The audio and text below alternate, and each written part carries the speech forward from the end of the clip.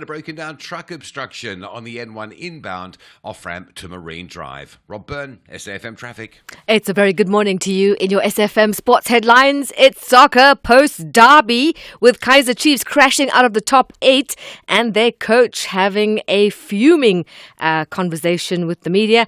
We'll also bring you Formula One and it's Oscar Piastri winning the F1 Miami Grand Prix. All the details around 6:30.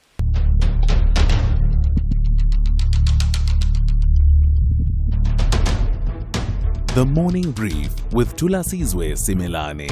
Weekdays, Monday to Friday, 6 to 9 a.m. The Morning Brief with Thulasizwe Simelane. Weekdays, Monday to Friday, 6 to 9 a.m. It's just gone 7 minutes after 6. Today is Monday, the 5th of May, 2025. Live from our studios in Auckland Park in Johannesburg to wherever you're hearing us from this morning. This is SAFM 104 to 107 nationwide. It's the Monday edition of the Morning Brief here on SAFM. And boy, have we got a jam-packed show in store for you. My name is Thulasizwe Simelane and it is great to be in your company this morning. And among the stories that we will be telling you this morning, we'll tell you that there's a modicum of justice that has been served that was done on Friday when the Western Cape Division of the High Court sitting in Saldanha Bay convicted all 3 accused in the disappearance last year of 6-year-old Jocelyn Smith. Judge Nathan Erasmus found the little girl's mother, Kelly Smith, and her co-accused Jacqueline Buta Apollis and Steveno Steffi van Rijn guilty of kidnapping and human trafficking. But despite the guilty verdict, there's still that lingering question. And the sentencing proceedings are expected a bit later on. But the lingering question is, where is the child? Where is Jocelyn Smith? That question, despite that trial that lasted all those months, in total about 3 months really of the trial being on the go in Saldanha Bay, that question remains unanswered. So to what extent can we talk about justice having been served then? And what happens now in terms of investigations to try and get to the bottom of this mystery of what happened to the child? But we'll have a conversation as well about the protection of vulnerable children and the kind of precedent that this case likely sets for the protection of vulnerable children against this phenomenon of human trafficking. And my guest at the top of 7 will be Stanley Malimacha, who is an attorney at the Center for Child Law, who will unpack what this judgment means for the protection of children against human trafficking. So that conversation is coming up at the top of the hour 7.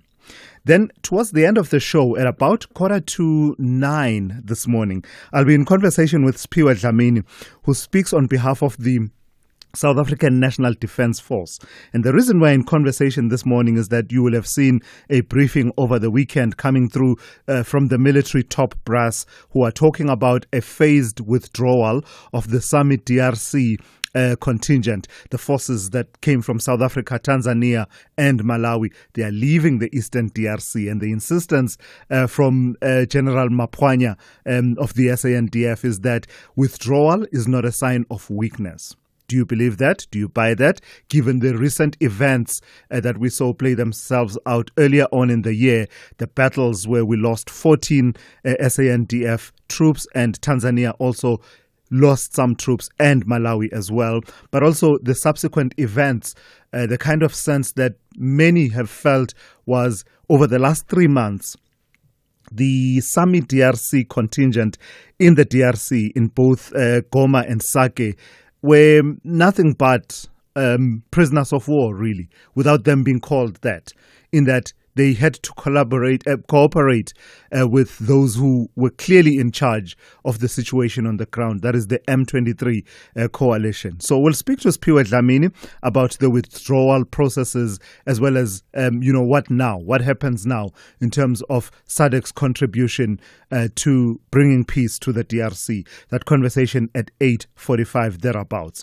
And then the last story I want to flag and highlight for you, I'll tell you about the return of the Judicial Conduct Tribunal hearings into the sexual harassment allegations leveled against the Eastern Cape Judge President Selbin Benenge. Those hearings are back today, actually. This after a break. They had been last held in February. They got us all talking at the time and focusing on issues to do with sexual harassment, professional relationship boundaries, questions of consent versus acquiescence. All of those came under the spotlight during those hearings in February. So at about 10 to 7 this morning, I'll be in conversation with Mbegazeli Benjamin from Judges Matter, and we'll just do a preview and just refresh and recap what were the issues that were at play, that were under consideration in the earlier part of the hearings of the Judicial Conduct Tribunal. Of course, the team is ready, locked and loaded, on standby, ready to serve you once again this morning. Dineo Motaung is at the news desk, Rob Byrne with your traffic, Zai Khan at the sports desk, Melissa Puta with the morning brief in brief, and that's coming up shortly. Ndawling Lechela has your business and market news covered, and Sipho Mantula with your Africa update at about 20 to 7 this morning. Your interaction, always a critical part of this conversation every morning. I look forward to it. So give me a call. The number to dial is 086 000 2032. Please send me WhatsApp voice notes as well. Weigh in on these and other topics this morning. The number to dial, the number for that, for those WhatsApp voice notes, 061 410 4107. On social media, we are at SAFM Radio on X. We are SAFM Radio on Facebook and Instagram. And as always, we are live on our YouTube channel, and that is SAFM Radio. So what are we waiting for? Let's get this morning brief started. Whether it is a CCMA referral, problems with a mechanic, or unfair blacklisting, Clientele legal plans are affordable, and you receive up to 670,000 rands worth of legal services per year.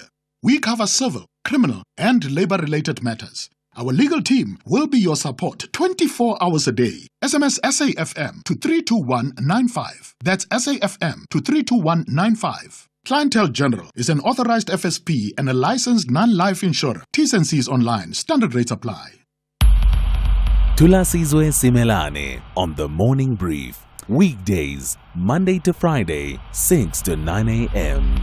Time now for your morning brief in brief with Melissa Puta. Melissa, good morning. So we start with those hearings that are returning of the Judicial Conduct Tribunal into Judge President Selbin Benenge. Morning, Thulasizwe. So yes, the Judicial Conduct Tribunal today is resuming and will go on until the 16th of May.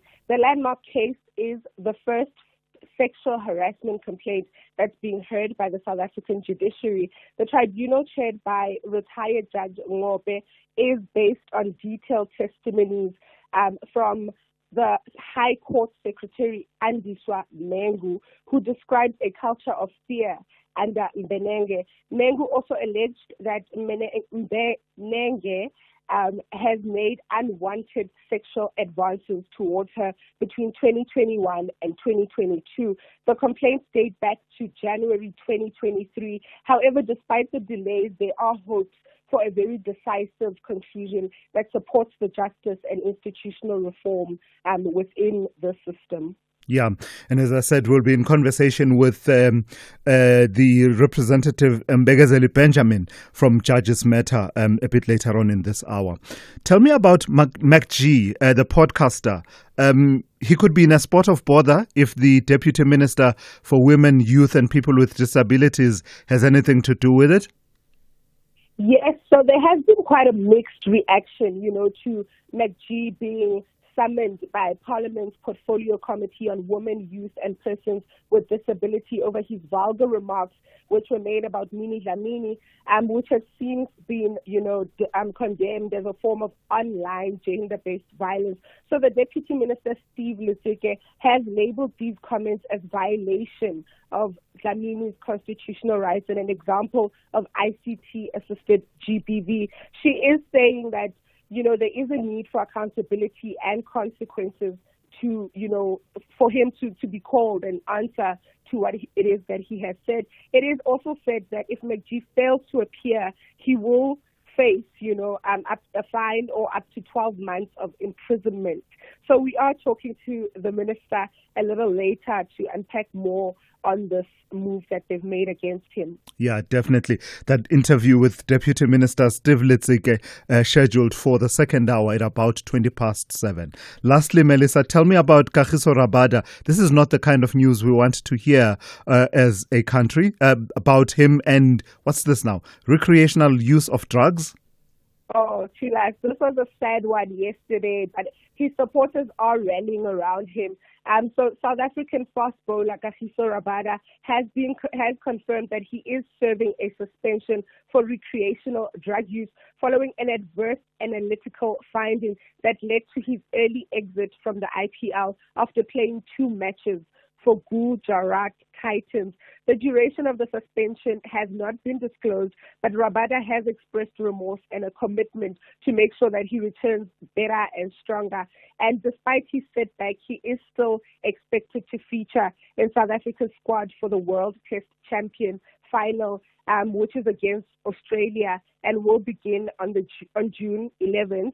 Rabada is South Africa's leading fast bowler, and everyone is hoping that he does indeed make a return and he does come back stronger and better as he has promised. Yeah, absolutely. Let the man get his bearings and return stronger to cricketing. Thank you for that. That is Melissa Puta there with your morning brief in brief. The Morning Brief with Thulasizwe Simelane. At 18 minutes after 6, let's give you a sense of what the weather will be looking like on this Monday. There's no impact. There are no impact-based warnings, just a fire danger warning. It says extremely high fire danger conditions are expected over Richtersveld, Namakwa and Kemmersberg local municipalities in the Northern Cape, as well as the Breede Valley and Laingsburg local municipalities in the Western Cape. The rest of your weather looks like this. Pretoria will be partly cloudy with a minimum of 9 and a maximum of 21. Johannesburg, partly cloudy, 10 to 20. Mbombela, fine, 9 to 24. Polokwane, partly cloudy, 7 to 20. Mahikeng will be fine, becoming partly cloudy, 8 to 20. Bloemfontein, fine, becoming partly cloudy, 6 to 21. Kimberley will be fine, 7 to 22. Uppington, fine and windy, 7 to 24. Cape Town will be fine, 15 to 24. George, fine, 8 to 26. Gqeberha will be fine, 8 to 27. East London will be fine with a minimum of 13 and a maximum of 26. Durban will be fine, 12 to 24. Richards Bay, fine, 13 to 26. And finally, Pietermaritzburg will have morning fog. Otherwise, it will be fine with a minimum of 8 and a maximum of 23.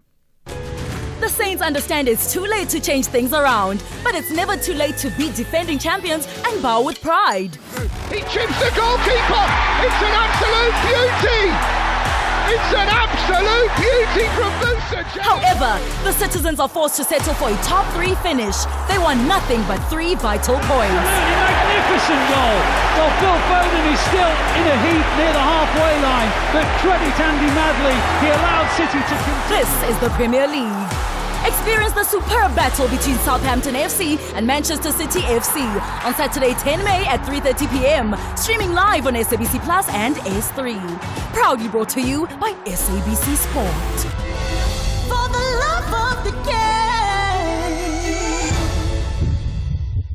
Worldview Update, bringing you closer to international or global news. 20 minutes after 6. Let's turn our attention to Down Under now. The Australian Prime Minister, Anthony Albanese, has secured a historic second term, leading the Labour Party to a landslide victory in a result that defied expectations and reversed a year of political setbacks. The Conservative Liberal National Coalition, led by Peter Dutton, suffered a crushing nationwide defeat, marking a dramatic realignment in Australian politics and signalling a shift away from populist Trump-style leadership. Let's speak to Christopher Isike from the Department of Political Sciences at the University of Pretoria. Christopher, good morning, and thank you for your time once again. I've been struck by just how, almost in equal measure, this is being styled as a victory by the Labour Party and Anthony Albanese as much as it is being styled as a defeat for the Liberal National Coalition of Peter Dutton, and the name Trump keeps coming up, Trump style, and Peter Dutton being likened to Trump and campaigning on those kinds of issues. Why is it that it's immediately being framed along those terms? Yeah, good morning, Thulasizwe. Look, it's seen as such because we saw it in Canada just a week or so ago, and now in Australia. It's a sharp rebuke of Trumpism because I think the Canadian one, Trump was a recurring figure. Also in this election, Trump, even though there were other internal issues that contributed to Albanese's victory in the polls, surprising victory because, 3 months ago he was far behind in the polls. But many of the voters that were interviewed before the election said that they had Mr. Trump in mind in terms of the way that he has forced, America's tariff regimes and anti-ally kind of approach to foreign policy, which affected Australia negatively. So there were lots of comparison to Mr. Peter Dutton, who has also mounted Trumpian values and aspirations. One of his shadow ministers who he appointed to be the leader of government mistakenly said, in one of their campaign rallies that she wanted to make Australia great again. And she didn't realize she had said it until when she was poked further during an interview. So those kinds of associations with Mr. Trump was rejected by many Australians. Especially if you look at the history of America-Australia relations, there have been talk about whether Australia should not move away from both the British and American influence in their politics and national life and just be Australia independently. So what we have seen from Mr. Trump in the last 3 months or so is beginning to have reverberating effect on politics, local politics in different countries of the world, but with a sharp rebuke for far-right, movements and actions. Yeah, in fact, say a bit more on that for me, Prof. Are we seeing countries that are going to elections and their populations, many of them saying that we may have many differences, but here's one thing we have in common: we are going to reject and rebuke this style of politics, the Trump style, nationalistic politics with a focus on migration and those kinds of issues, the far right kind of politics. Because, among what worked for Anthony Albanese, it would seem, was a focus on domestic issues that has to do with tax relief, housing, climate action, and the likes. How does this compare with the result, for example, that we're seeing in Romania, where the far right candidate has won, who is seen as being a Trump ally? Well, yes, many countries are beginning to look at those, and it's not just these issues you mentioned. It's also the way politics is conducted and its implications for democratic consolidation. You recall that even in Australia, we saw cordiality between the politicians, both Peter Dutton and Anthony Albanese. Mr. Dutton, considered the elections and congratulated the Prime Minister. And in both rallies, especially for the victor, and Mr. Albanese, he rebuked very quickly his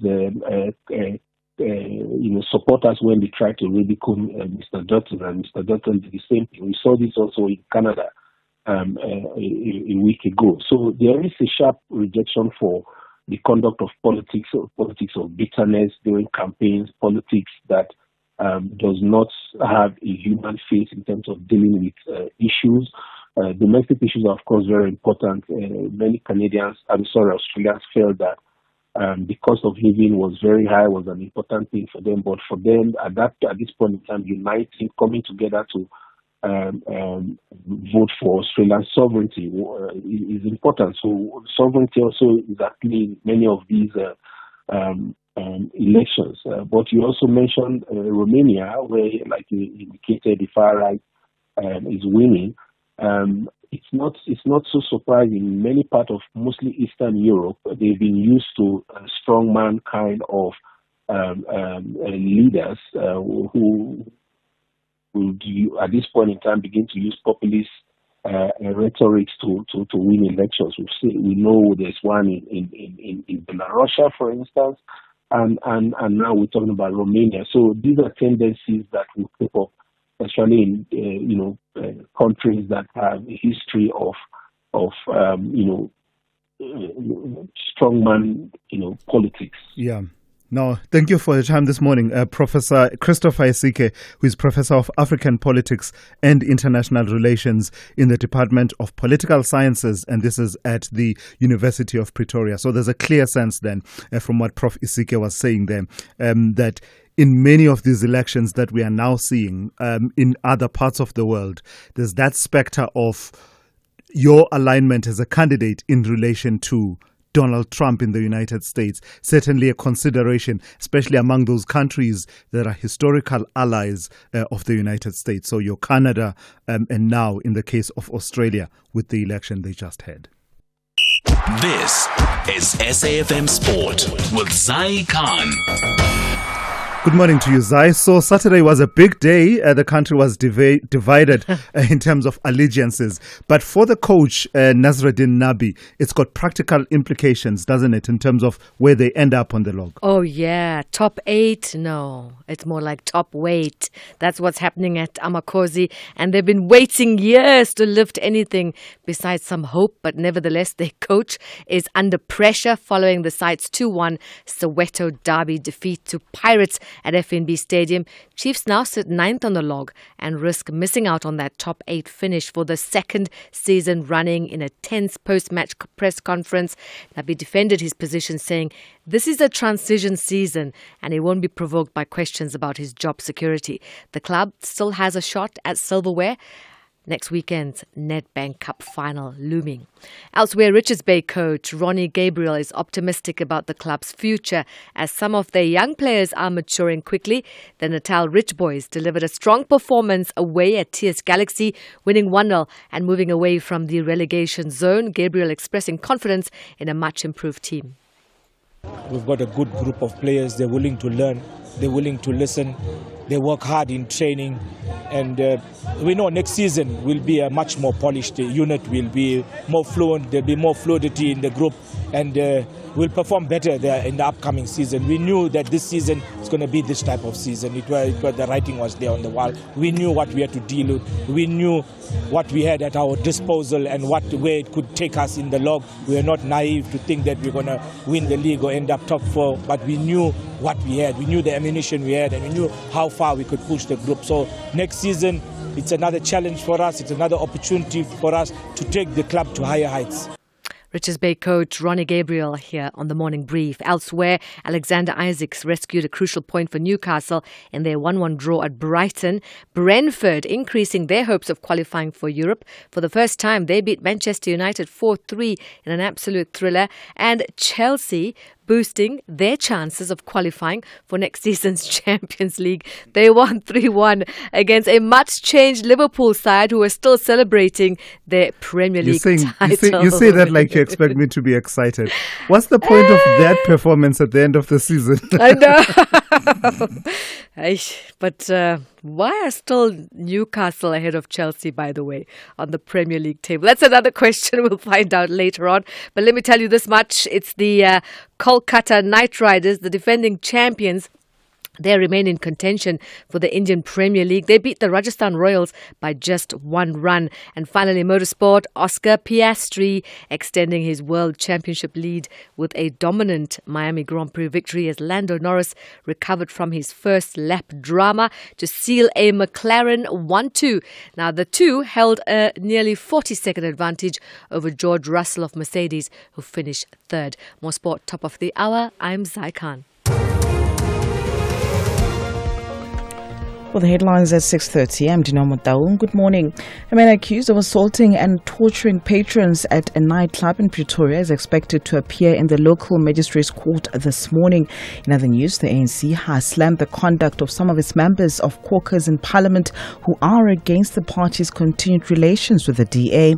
An investigation is underway into a collision in which 15 people were killed on the R63 in the Eastern Cape. A full update follows at the top of the hour.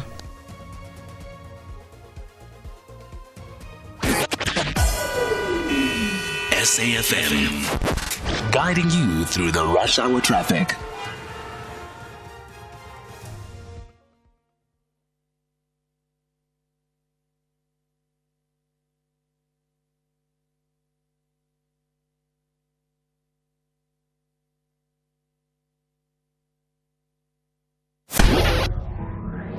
Do great solutions start with good conversation?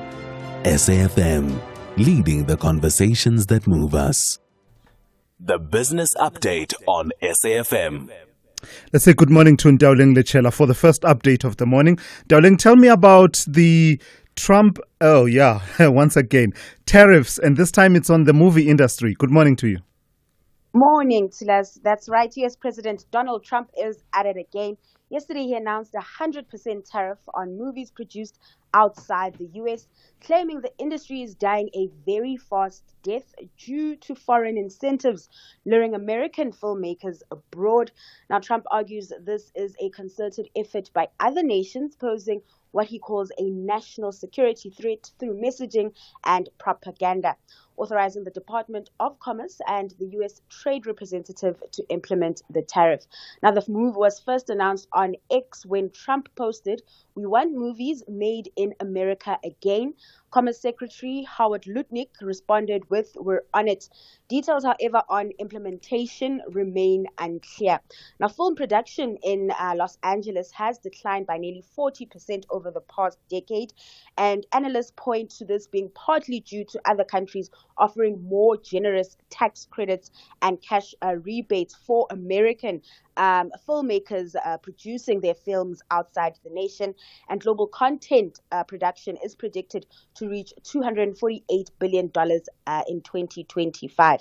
Now, Trump's tariffs on the industry come after China said it would restrict imports of Hollywood films last month in retaliation to the targeted duties. Beijing is a big market for Hollywood, as it is the world's second largest film market. Sure, yeah. Again, we are doing this Trump tariff situation. Yeah. We thought things were getting better. We really did. Yeah, we're really hoping against hope. That's what we were doing. Tell me about Berkshire Hathaway. Who's that? And tell me about them undergoing a big leadership change. So Berkshire Hathaway is a big investment company in the States, which is chaired and CEO'd by Warren Buffett, right? Oh. So Warren Buffett will be resigning, stepping down at the end of the year after 6 decades at the helm of the firm. Buffett, who is 94, revealed the news at the company's AGM last week, surprising even his successor, Greg Abel, who was unaware of the announcement. Abel is the vice chairman for non-insurance operations and will take charge of Berkshire upon board approval. Now, Buffett's departure marks an end of an era for the company, which he built into a $1.16 trillion business through savvy acquisitions and investments. Now, we've heard from Warren Buffett over the past year or so, where he's been actually holding back on making investments and holding onto cash, saying that there aren't really attractive investment opportunities at the moment. So it'll be interesting to see what Abel does when he gets into that spot. Now, under Buffett's leadership, Berkshire achieved a 20% compounded annual gain in stock value between 1965 and 2024, outpacing the index, the S&P 500's 10% gain. Lastly, Ndauling, give us a sense of how the markets are looking, a recap of how we closed and how we are likely to be looking on this Monday. So U.S. markets closing trade positively last week following upbeat non-farm payroll reports. That economy added 177,000 jobs in April, above expectations of 130,000. Meanwhile, on the JSE, the all share continues to trade near all-time highs, closing above the 92,000 mark, gaining 0.8%, and that was boosted by a 1.9% jump in the industrial 25. The rand, in the meantime, also making gains this morning, benefiting from a weaker dollar. It's sitting at 18.37 to the greenback this hour. Lastly, in Asia, stock markets are trading mixed following the broadly positive cues from Wall Street last week, with some of the major markets in the region closed on account of a public holiday. This includes markets in China, Hong Kong, and Japan. That's the morning briefs. Ndauleng Lechela. When you hear from her, you know your money is on the move, and therefore your day has well and truly started. She'll be back with the second update after 7:30 here on the morning brief. SAFM, guiding you through the rush hour traffic. Good morning. We take you to northern parts of KZN with protest action again this morning. R66 through. This is Ginga Gluvu through to Ishawi. Just expect some delays. Traffic currently stationary and unable to get past that section. R66 Ging into Ishawi. Travel later once the authorities have been able to get in there and clear that away and reopen the roadway. Peter Maritzburg down to Durban. Checks fine. No major problems this morning. Joburg's Mike 1 pretty heavy from Ormonde. Moving up through the Crown and double decker towards Smith Street. N1 South getting busy as you come out of Pretoria and down through Midrand. We're back to a busy New Week Monday. John Foster through to New Road, looking pretty sluggish. Cape Town very busy out of Mitchell's Plain. Multiple routes heading up towards the Philippines side are slow. And to inbound full of traffic between Khayelitsha and Rappenberg Road. And the N1 looking pretty busy as well as you come from Brackenfell, Belleville. Busy all the way through to Sable Road near Century City and Canal Walk. With your traffic update, I'm Rob Byrne. Africa Update on SAFM. Let's say good morning to Sipho Mandula with that update. So, good morning to you, Raz. We start in Gabon. Tell me about it's truly the end of the Bongo family dynasty in that country, isn't it? In Jumbo Africa, indeed, Thulas, but you can say partly. I've said it before, Thulas. The same former General Bryce Oligwengwema is part of the family of the Bongo. But what happened over the weekend? It was the inauguration at the Ogonje Stadium in the north part of the capital city, Libreville. It is estimated that almost 40,000 people were there, Thulas. More than 20 Africa heads of state. From the Gambia, Adam Barrow was there, Basirio Diomaye. From Senegal, Djibouti, Ismail Omar Gule was there. The president of Equatorial Guinea also was there, Ngwema. And even Tshisekedi and Kagame, Thulas, they were in the same inauguration in Libreville. General Bryce Ngwema, Thulas, we know that he has won these elections with 95% of the vote. As he has been sworn in, Thulas, over the weekend, he has promised Gabonese to deal with challenges that are facing the country, from poverty, issues of economic diversification, infrastructure, and also the question of the debt in Gabon. So it has been passed to us. Gabon is also backing the AU decision-making table. And in the United States, the U.S. President Donald Trump came in on a promise of ending one conflict, that's Russia-Ukraine, but it would seem he's likely to make more progress with a conflict on the African continent before he does with that one that he was targeting. Tell me about this peace deal involving Qatar, USA, and Rwanda and the DRC. Remember, Thulas, that there was an agreement last month on the 30th of April that on the Friday, the 2nd of May, there must be a draft peace agreement. But it seems that Rwanda is still undergoing the draft process, that by June now, we are moving from May to June, where it is appearing that the White House might be the guarantor or the witnesses of this peace agreement between DRC and Rwanda. There's been that delay, and remember, the round of talks have started in Qatar, and this where it is involving the US, DRC, Rwanda, and as well as the foreign affairs ministers, intelligence, and the military Thulas. They are meeting to just finalize that peace agreement. We don't know what happens to the Luanda and the Kenyan process, Nairobi process. It seems the African mediation process has been overtaken by the Western mediation process of doing what we'll call minerals for exchange for weapons. Yeah, no, there's that clear sense that has happened, Sipho. So later on this week, there'll be the conclave to elect the next pope. Zimbabwe will be watching that very closely because they have international relations interests in terms of what comes out of the Vatican. That's quite true, but Tula, it's shocking that over the weekend, Vice President Constantino Chiwenga was in the Vatican meeting with their Secretary for Foreign Relations on the issues of the church intervention to end the sanctions of Zimbabwe. They might not be on the election of the Pope for now, Tula, but the issue was to look at the sanctions that have stifled the Zimbabwe's economic recovery. Now, Chiwenga meeting with the Vatican is so even surprising to us that they are still mourning of passing of the Pope, but he went to the church, to Rome and engage on the issues that affect Zimbabwe. And we know also, Tulas, that this meeting was also to look at the role of the Roman Catholic Church, its role in Zimbabwe's education development, what they have done, health, education, agriculture. So it seems VP Chiwenga was not only going there, Tulas, for just a fun. He was there to consolidate the support from the Vatican international relations or foreign relations person, envoy, Archbishop Paul Gallagher. All right. Lastly, Sipho, your historical archive, I don't think you need much prompting and encouragement to tell me about this one, right? So just go right ahead. 5 May 1941. It's 84 years in Ethiopia, 20 years before Africa Liberation Day or Africa Day on the 25th of May.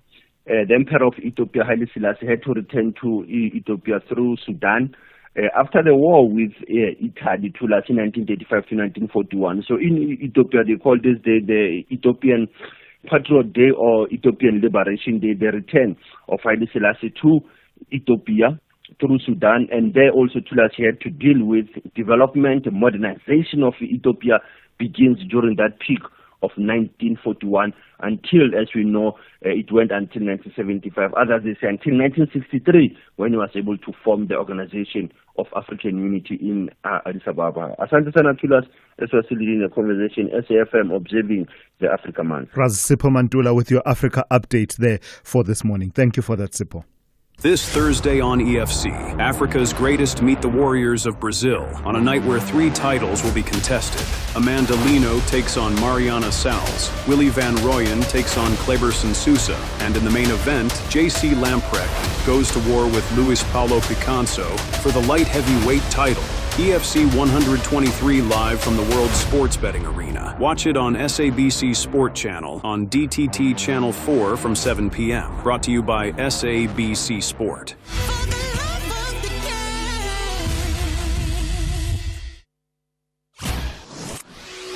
SAFM.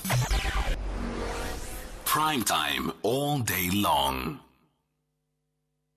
All right, let me take 1 or 2 of your calls and as well as your WhatsApp voice notes.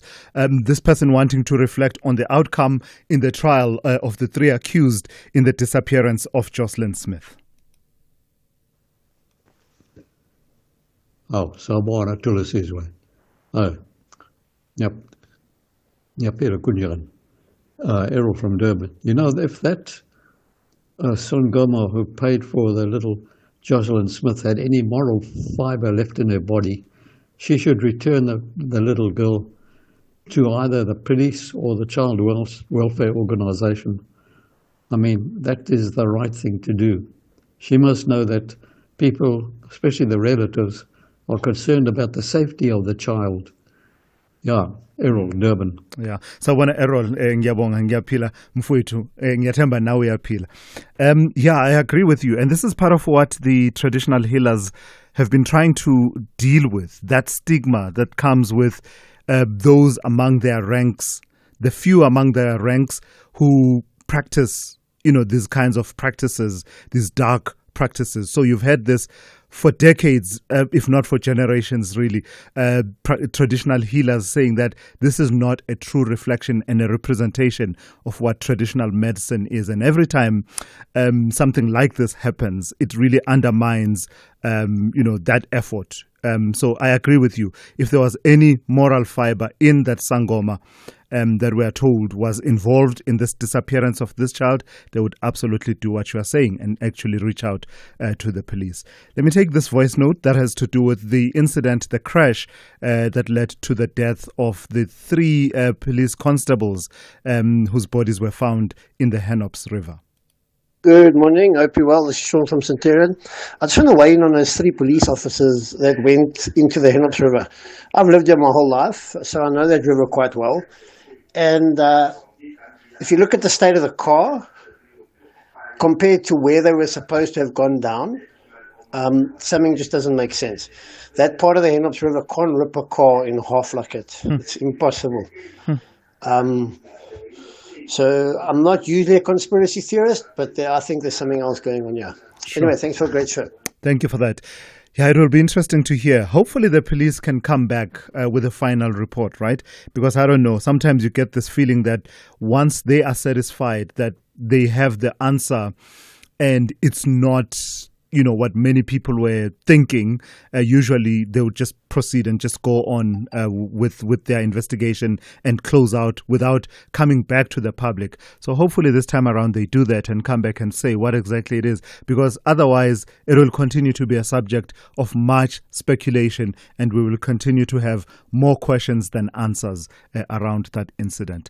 Mkolisi in Soweto, good morning. You want to talk about the state of roads in this country?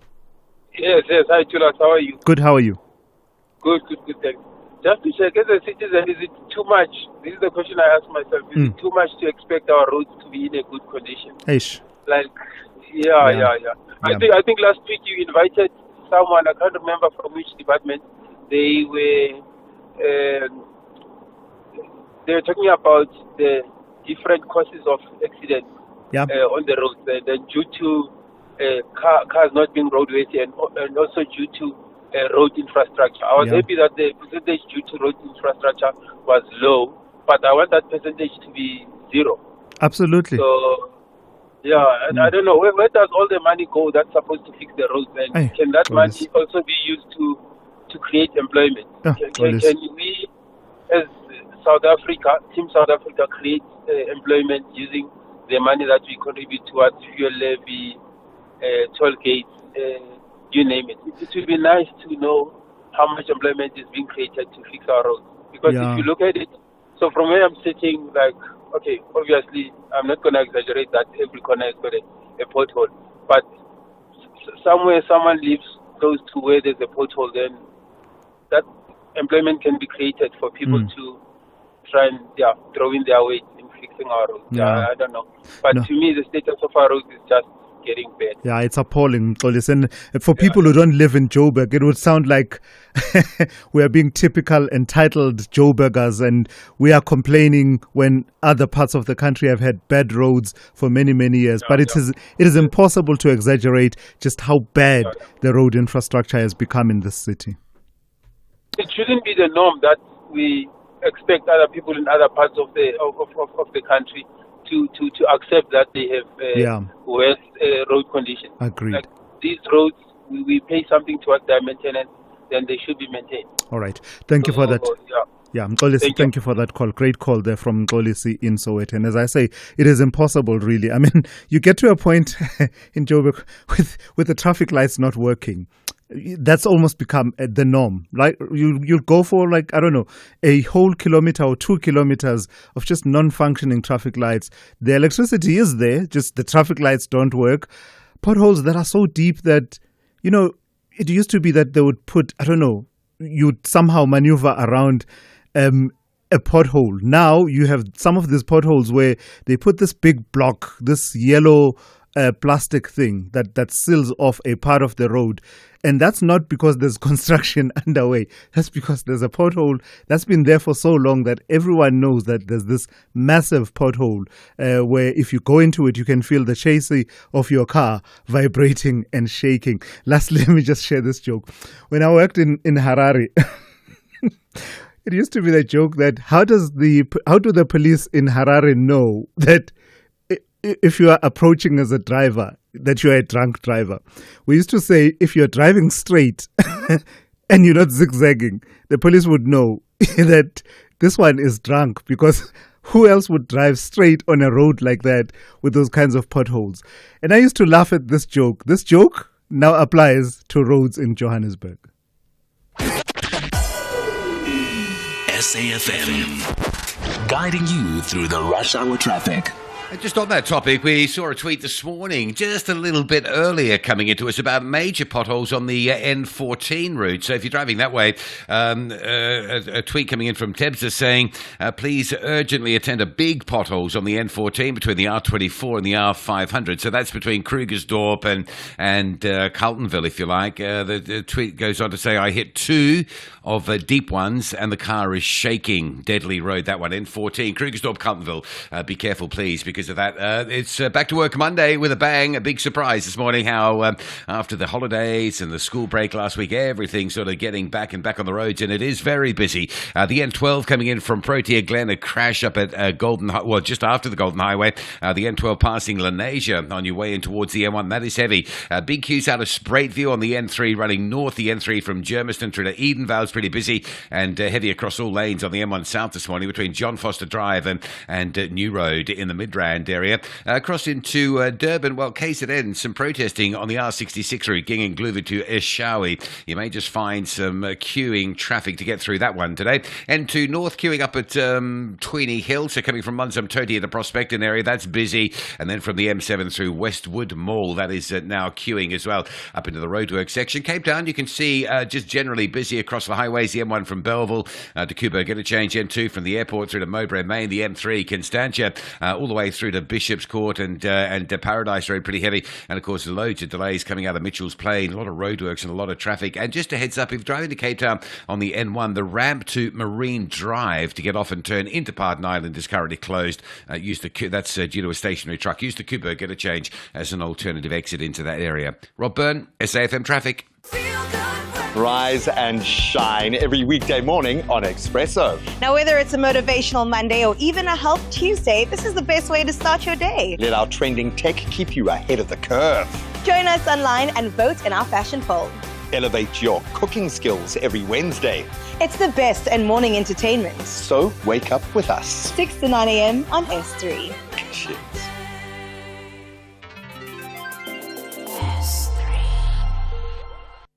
Bafana want to seal their envelope to East Africa with a paramount victory in front of their home fans.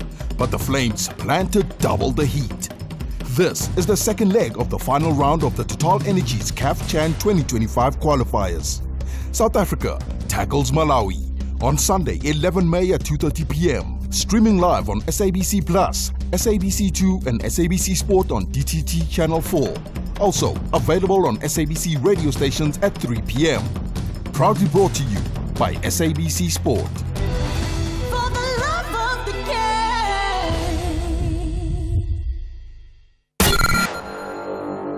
game. The Morning Brief with Thulasizwe Simelane. Let's give credit to the initial reporting of the Sunday Times on this story and the veteran journalist Anna Cox. Residents of Johannesburg's Region F, an area spanning some of the city's oldest and most densely populated suburbs, are coming together to demand action from city authorities after years of neglect, failing infrastructure and ignored pleas for help. Under a new civic initiative, Communities Uniting to Fix Region F, locals are pushing for a collaborative effort to clean up, restore services and enforce the law.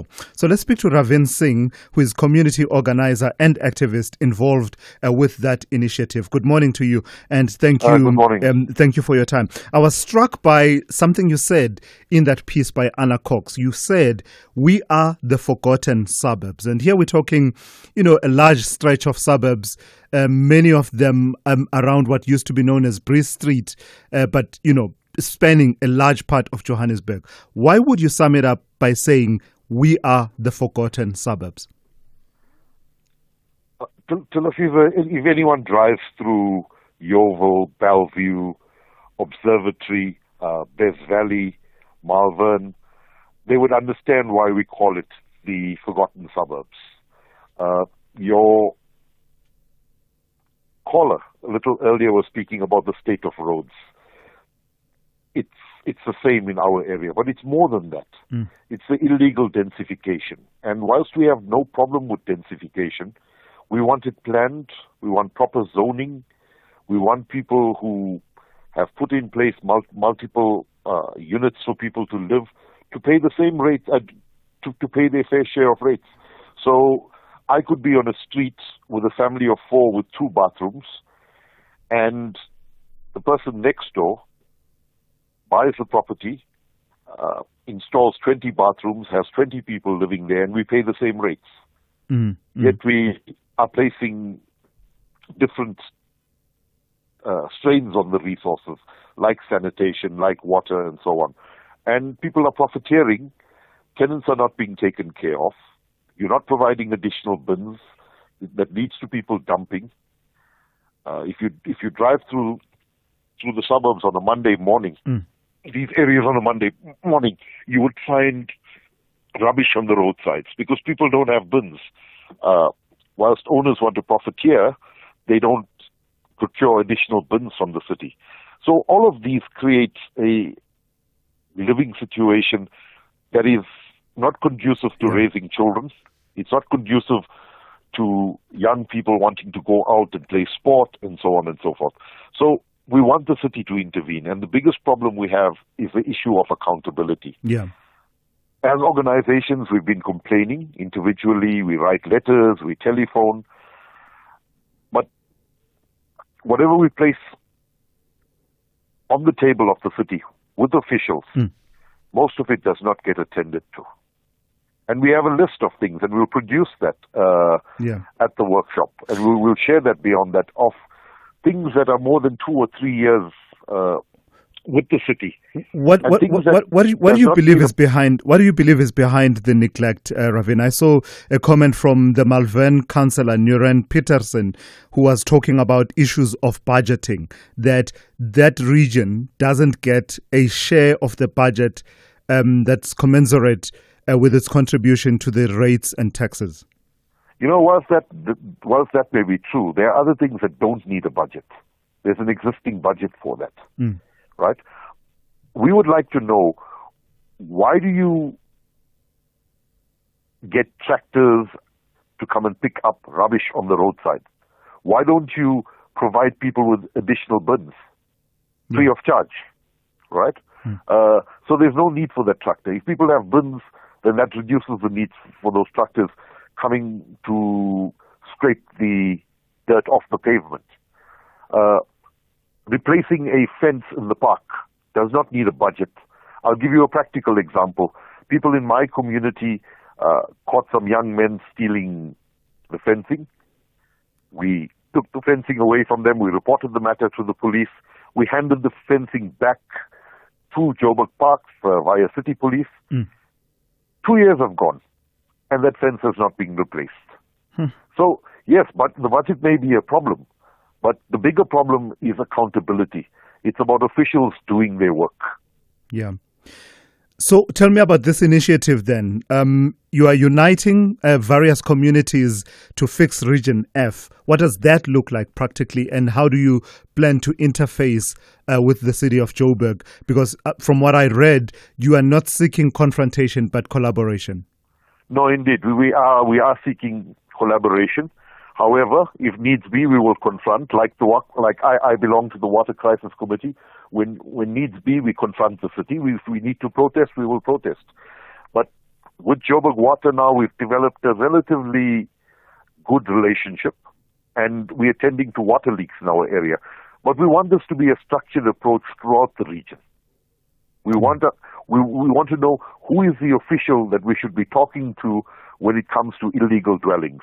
Who is in charge of enforcing bylaws related to pollution or issues of sewer running onto the street because someone has put in additional buildings without proper planning and without connecting properly to the grid. Yeah. And that sewer is running on the road. Who's responsible? So we have reports going back to 2014, 2016, where we've complained about illegal dwellings, but nothing has been done about it.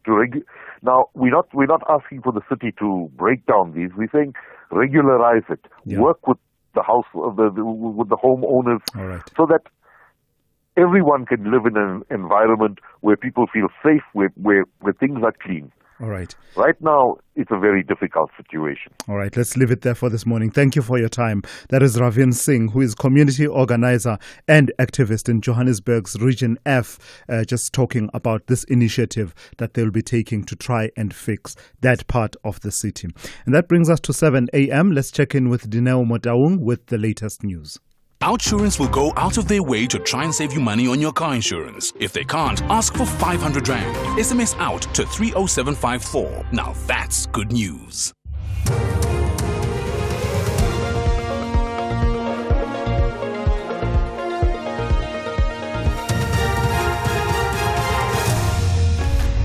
Thanks to Tula's top stories, Pretoria nightclub assault suspect to appear in court and 13 kidnapped workers found dead in Peruvian mine. A very good morning. A man accused of assaulting and torturing patrons at a nightclub in Pretoria is expected to appear in the local magistrate's court this morning. The Congolese national was arrested in Yeoville, Johannesburg in February. This after videos surfaced showing young men being sexually violated at the Zanzu nightclub. The accused faces multiple charges, including 8 counts of sexual assault. Lerato Makola reports. The 41-year-old man was granted 10,000 Rand bail when he appeared in court in April. The magistrate ruled that he be granted bail, stating that he had shown that his release was in the interest of justice. The court also found no reason that he would evade trial, taking into consideration his asylum seeker status in South Africa. The case was then postponed for further investigations. Lerato Makula, SABC News in Johannesburg. The ANC has slammed the conduct of some of its members of caucus in parliament who are against the party's continued relations with the DA. This follows reports that some ANC MPs expressed their frustration at the party's National Executive Committee's failure to decide on the DA's participation in the government of national unity. The ANC members raised their dissatisfaction at the DA's recent court challenge of the Employment Equity Amendment Act. ANC Secretary General Fikile Mbalula says the conduct of some of the party members borders on ill discipline. He spoke to the media on the sidelines of a by-election campaign at Freedom Park in Soweto yesterday. Members of the ANC must be disciplined. Leaking information to the media is detrimental to the cohesion of our movement. And I've said to the media that, look, there is no caucus that can revolt against the ANC. It will never happen. There is no caucus of the ANC that can rebel against the ANC. People have got a choice to join other political parties. Those members of caucus have been disciplined. They took orders from their party and they've raised their views, and we respect their views, even if it is dissent. And I will report to the officials and I will report to the NWC about some of the things that comrades raised. Moving to the Eastern Cape, an investigation is underway into a collision in which 15 people were killed on the R63. The incident happened on Saturday night. It involved a minibus that was travelling from Qonce to Cape Town and a bakkie that was travelling from Adelaide to the KwaMachoma. Transport Minister Barbara Creasy has conveyed her condolences to the bereaved families. In other news, missing journalist Busiso Ndlovu's mother has thanked the government and police for their support as the search for her loved one continues. Lina Shabangu says not knowing where her son is heartbreaking. Ndlovu, founder of Capital Live FM, and his partner Zodwa Mdluli were reported missing in February this year. Government officials and police have visited Ndlovu's home to offer his family support. Shabangu is inconsolable. As a family, we are not okay. I always think about them each and every day, asking myself if they have eaten or not, or they have a shelter to put their heads. So that worries me a lot. I thank God and the government for the continuous support, the police as well, and his friend for the support that they gave me. Lastly, further afield, police in Peru say they have retrieved the bodies of 13 miners from a shaft in the Indian region of Patas. A criminal group involved in illegal gold mining killed the miners. The deceased were kidnapped a week ago after their employer sent them to the region to confront the gang. The BBC's Leonardo Rocha has the details. These young security guards are working for a mining company. They were sent to this area in the Andes to basically try to get control of the area that had been stormed by a criminal gang. They went in there and they were kidnapped by this gang of heavily armed people, and they were kept inside a mining shaft. And for a week, the family were getting mobile phone messages from these criminals telling them to tell the police to stay away, otherwise they'll be killing them, until all communication stopped. Recapping the top story this hour, a man accused of assaulting and torturing patrons at a nightclub in Pretoria is expected to appear in the local magistrates court this morning. Headlines at 7:30 for SFM News. I am Dinoma Taung. Those were the top stories for this hour. Don't miss out on a possible car insurance saving. SMS out to 30754 for a quote. Outsurance, where you always get something out. Breaking news just in. Pinky, a 60-year-old woman, slashed 870 Rand a month off her car insurance premium. That's right. Pinky switched to Outsurance and now saves a mind-blowing 870 Rand a month on her 2020 Kia Seltos 1.6. Outsurance clients always get something out. You could too. Get a quote today and see how much they could save you on your car insurance. Why pay more when you could pay less? Switch to Outsurance today. SMS out to 30754. That's out to 30754. A licensed insurer and FSP. T's and C's online. SAFM, guiding you through the rush hour traffic. Very heavy at Midrand around Olifantsfontein and the M1 highway. Traffic lights are down. If you're coming from the Blue Hill side down through Lever towards the highway bridge, that's heavy. Right across into Pretoria Main. Olifantsfontein, the old road coming in from Clayville, that's heavy. And Old Joburg, Pretoria Main, between the two Olifantsfontein junctions, just east of the highway, under pressure as well. Lights are down this morning. William Mandela and Leslie. Delays getting in and out of four ways. What a nightmare that is. Also, the Malabongwe Drive. There's a load of traffic lights down through North Riding into Stratham Park. So that's really heavy. The N12 coming through from Protea Glen, a crash at Eldorado Park just before you get to the N1, and that's pushing a heavy traffic queue back towards Clips Road, Valley Road.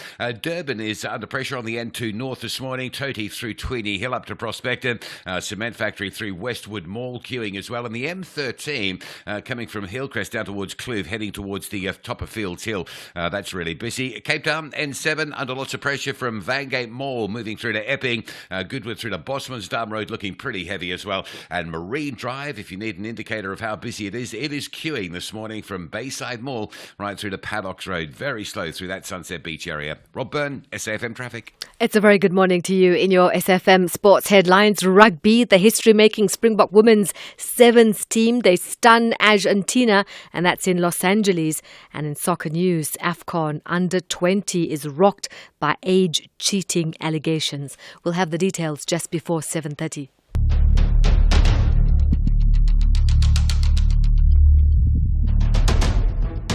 The Morning Brief with Thulasizwe Simelane. Weekdays, Monday to Friday, 6 to 9 a.m. The Morning Brief with Thulasizwe Simelane. Weekdays, Monday to Friday, 6 to 9 a.m. 9 minutes after 7 on this Monday. It's great to be in your company. This is the second hour of the morning brief here on SAFM 104 to 107 nationwide.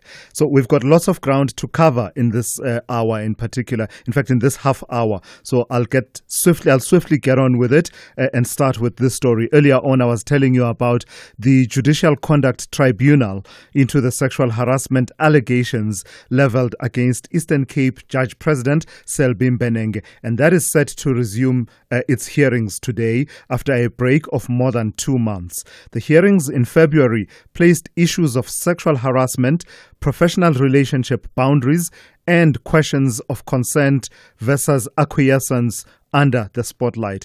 This has scores of sometimes sexually explicit messages and images exchanged over a period of time between Judge Mbenenge and the judge's secretary, Andiswa Mengo, were laid bare in those hearings, and that was in days upon days of testimony.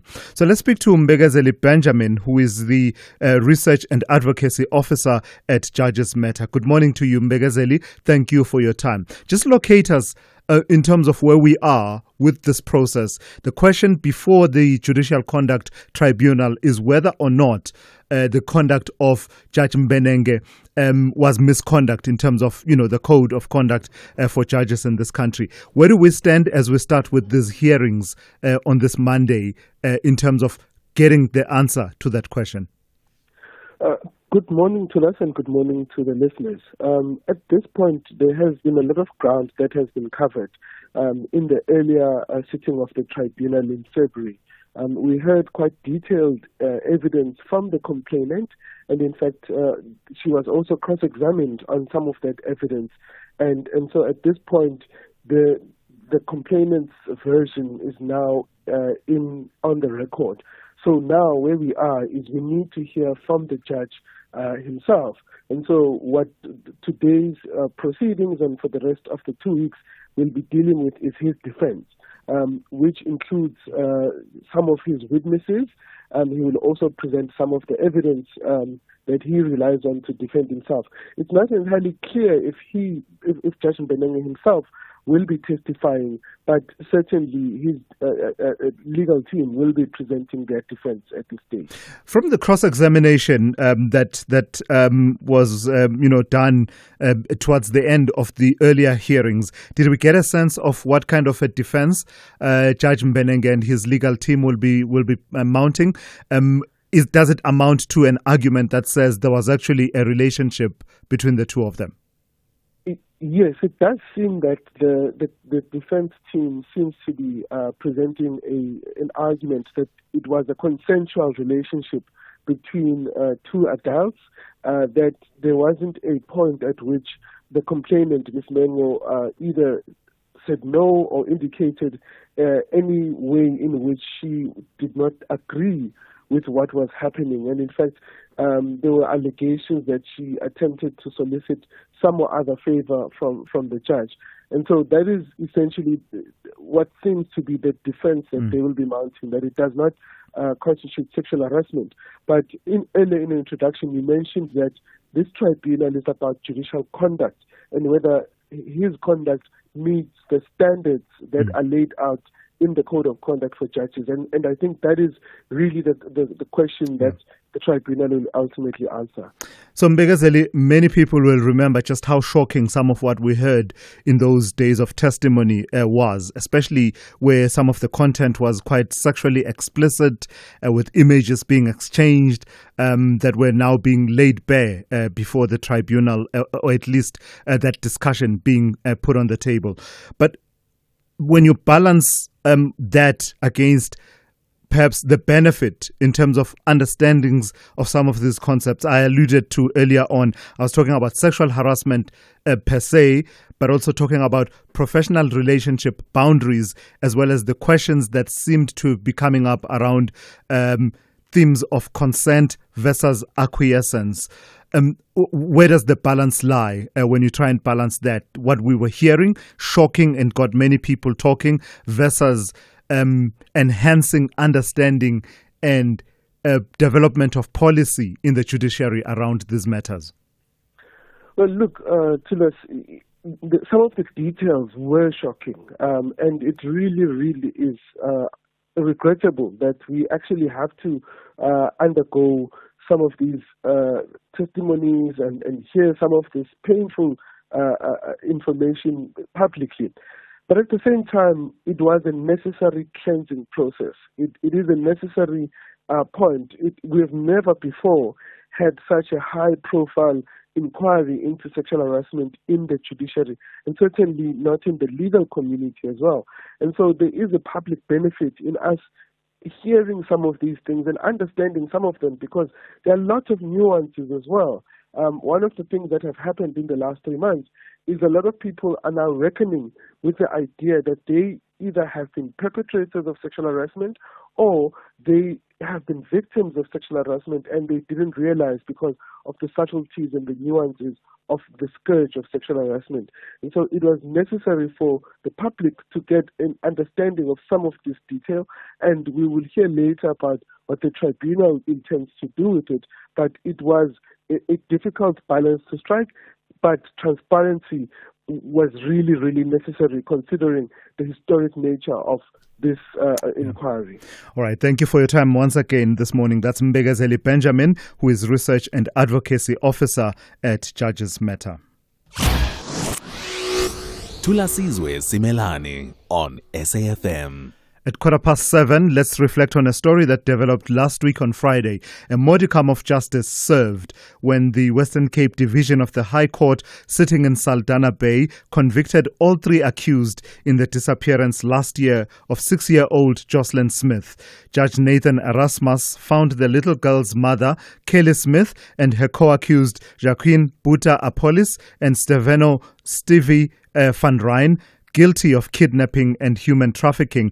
Despite the guilty verdict, though, and the now anticipated sentencing proceedings, there's a sense that full justice will not have been served until little Jocelyn is found. So let's speak to Stanley Malimacha, who is attorney at the Centre for Child Law, and that's at the University of Pretoria. Good morning to you, Stan. Thank you for your time. So just your overall reflections on that process. A criminal trial, we now have these guilty verdicts, but the question lingers around the whereabouts of Jocelyn Smith. How important was this case and the verdict that has come through from it?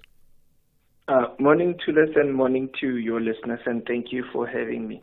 Well, I think as a start, this is a remarkable finding. The guilt verdict is something that needs to be applauded, and also, just to congratulate the NPA for securing, or for being able to prove its case beyond reasonable doubt.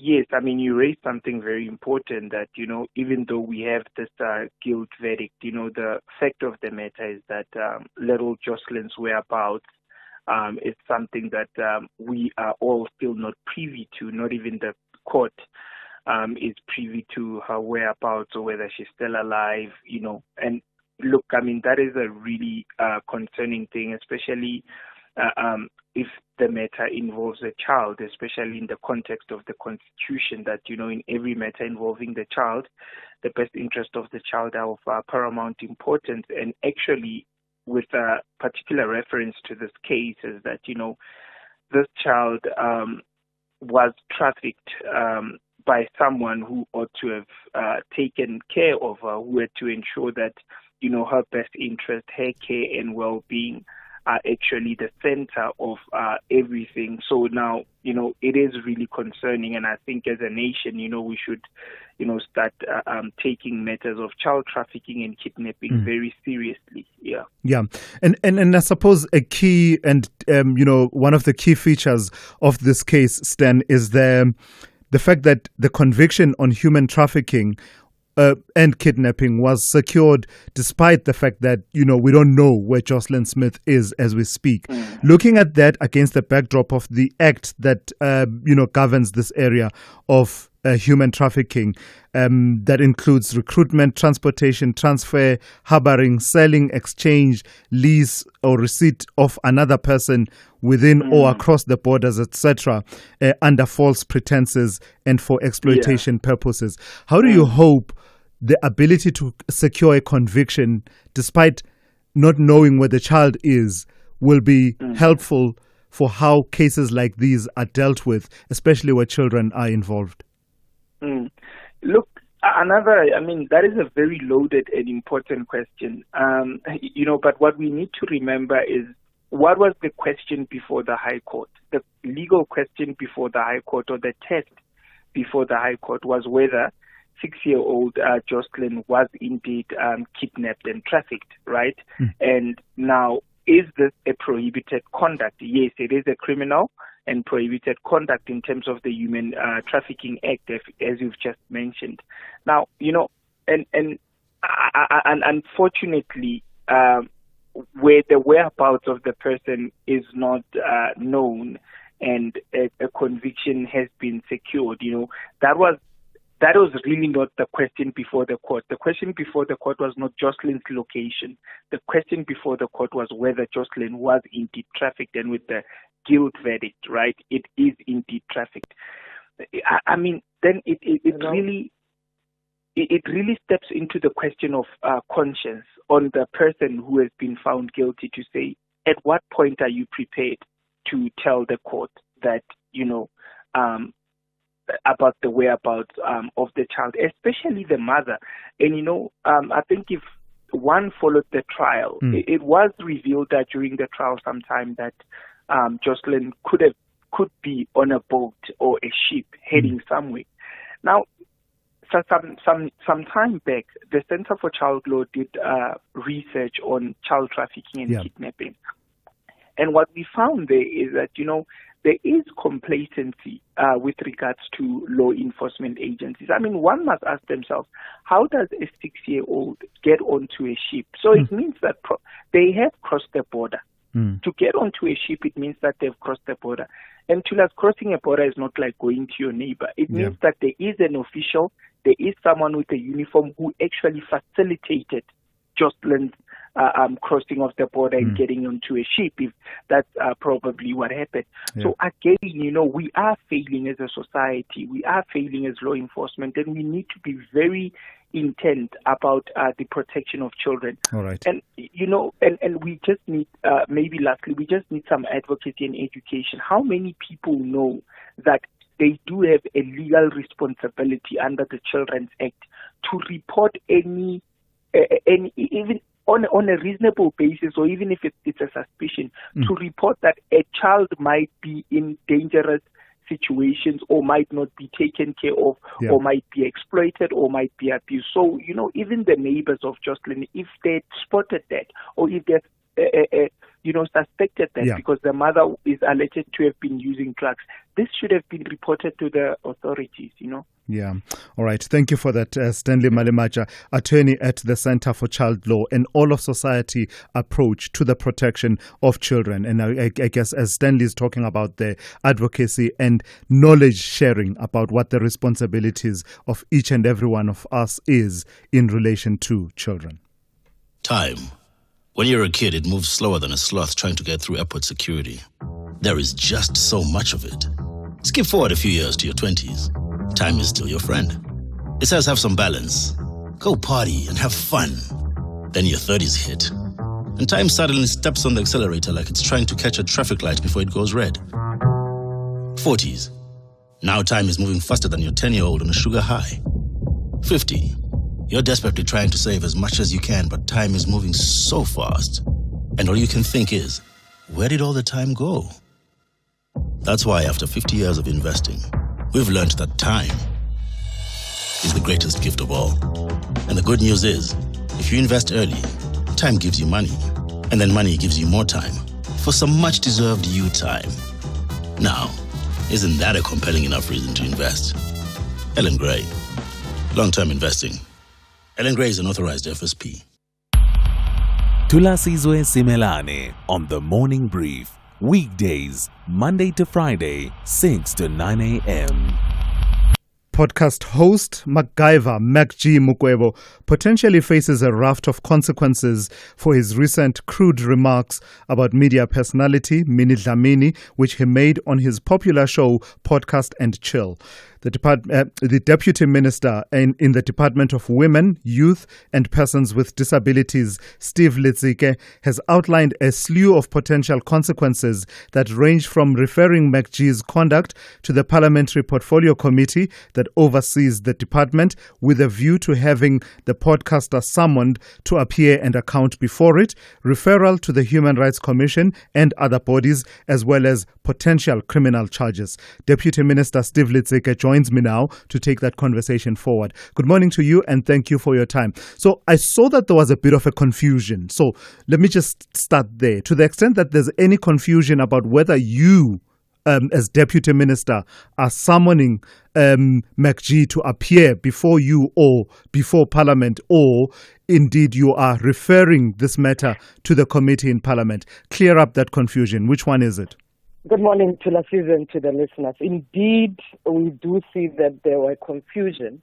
Our statement was very clear that we are referring this matter to portfolio committees, to Parliament, one, to test our own constitutional democracy that seeks to be undermined, basically around the right to dignity, and also question whether the right to freedom in this case has been tampered with, because McGee has a right to freedom, but that right comes with freedom of speech. That right comes with responsibility and limitation, and you cannot strip off somebody else's dignity. So someone who watches that space of podcasts and social media and the likes will say there are a lot of vile things that are said on social media. What about these comments that he made about Minnie Dlamini make them to be, beyond the pale, over and above everything else that we see in that space? It's unfortunate that we cannot see the real issue here, where we don't address the tent of misogynistic utterances that such platforms such as McGee or Chill, Podcast and Chill platform, hold a powerful aspect where we don't, address a number of issues which are soft violence, because soft violence has no physical harm, but it's inflicted in many ways: verbal, online, emotional utterance that undermines exactly what we deal with in the broader of gender-based violence as a crisis. So what we actually undertook, is to really test this ability where we can address some of these issues, where we have said the link of high levels of gender-based violence that we have incidents in our country is also linked to these online verbal attacks that really undermines our own constitution and our own program and progress as South Africa. So it's not just about one incident. There are many of them, and this is why we also took the second portfolio committee, which is focusing on technology and communication, to say, where is the regulation that must actually protect South Africans? Let's not actually leave it open to abuse, and South Africans that consistently become abused online and being bullied. What's your thinking about how exactly to do that, to achieve that regulation, given that many of these technological companies that provide these platforms are not domiciled in South Africa necessarily? Well, I think the first thing about regulation really helps us to not only just deal with those who are here, even those platforms that are outside South Africa will have to abide by the laws. Whether you are Facebook, whether you are Twitter, whether you are TikTok, you must abide by the laws of the country. And by the way, you must also remember that we do have other significant principles and laws that must be implemented, whether it's the promotion of equality and prevention on unfair discrimination, all those other laws that must be implemented. But something that holds us together, including cyber crimes or even, the Protection from Harassment Act, including Film and Publication Acts, all those things must be implemented. But the podcast element, remember, these are new technology innovation, and creative sector is there. We want those podcasts and platforms to exist, similarly to the one of McGee. We want it to exist, but we also want it to understand its responsibility and the power it possesses to actually help us build social cohesion. All right, I've got to thank you for your time this morning. That is Steve Litzike, the Deputy Minister of Women, Youth and Persons with Disabilities. This is SAFM Sport with Zai Khan. Very good morning. Let's start off with rugby. The Springbok women's seven side pulling off a dramatic 17-14 win over Argentina in Los Angeles to book their spot in next season's World Rugby Challengers Series after trailing 14-12 in the dying seconds. Lee Fortuin crashed over the match-winning try, her second ever for South Africa. Nadine Roos setting up the crucial play. Now, this hard-fought victory means the Boks keep their dreams alive of regaining core status in the HSBC Sevens World Series. Let's go to the other news with soccer. Richards Bay coach Ronnie Gabriel optimistic about the club's future as some of their young players are maturing quickly. The Natal Rich Boys delivered a strong performance away at TS Galaxy, winning 1-0 and moving further away from the relegation zone. Galaxy coach Adnan Beganovic gave credit to Richards Bay. We need to show more, we need to run more, we need to fight more. Especially we need to win second balls and then have a better transition when we win the ball. But today we don't have a success, we miss our opportunity. But in the end, for me, I want to say congratulations for the opponent. Opponent deserved to take 3 points today. I am honest. We don't deserve that because our game, our how we play and how we our attitude don't deserve to win this game. Even in the end, we have some penalty. It's offside, but I think we don't deserve even that penalty. In the meanwhile, the Under-20 Africa Cup of Nations tournament currently underway in Egypt has been rocked by allegations of age cheating, and some coaches have started airing their voices. First to raise his concern was Tanzania's head coach Hemde Suleiman, complaining about the ages of Sierra Leone players. These are local players. Most of them, they are playing the second division or first division, comparing to even this team that Sierra Leone. If you see them, they are a little bit bigger than age-wise. It's not under 20 if you see. But we put more effort now to build up this young program, youth program, so that in the future we come up with a good and strong side. And that's how we wrap up your Morning Brief Sport. There'll be more top of the hour. I'm Zai Khan. For the headlines at 7:30, I'm Dinomo Daung. Good morning. A trial within a trial of former Free State Premier Ace Magashula's personal assistant is expected to resume today in the High Court in Bloemfontein. Moradi Chulota is one of the 17 accused in the asbestos roofing removal saga case. Meanwhile, still in the courts, a man accused of assaulting and torturing patrons at a nightclub in Pretoria is expected to appear in the local magistrate's court this morning. And parts of the city of Tshwane and neighbouring Mpumalanga could experience water supply interruptions from this morning. A full update follows at the top of the hour. SAFM, guiding you through the rush hour traffic.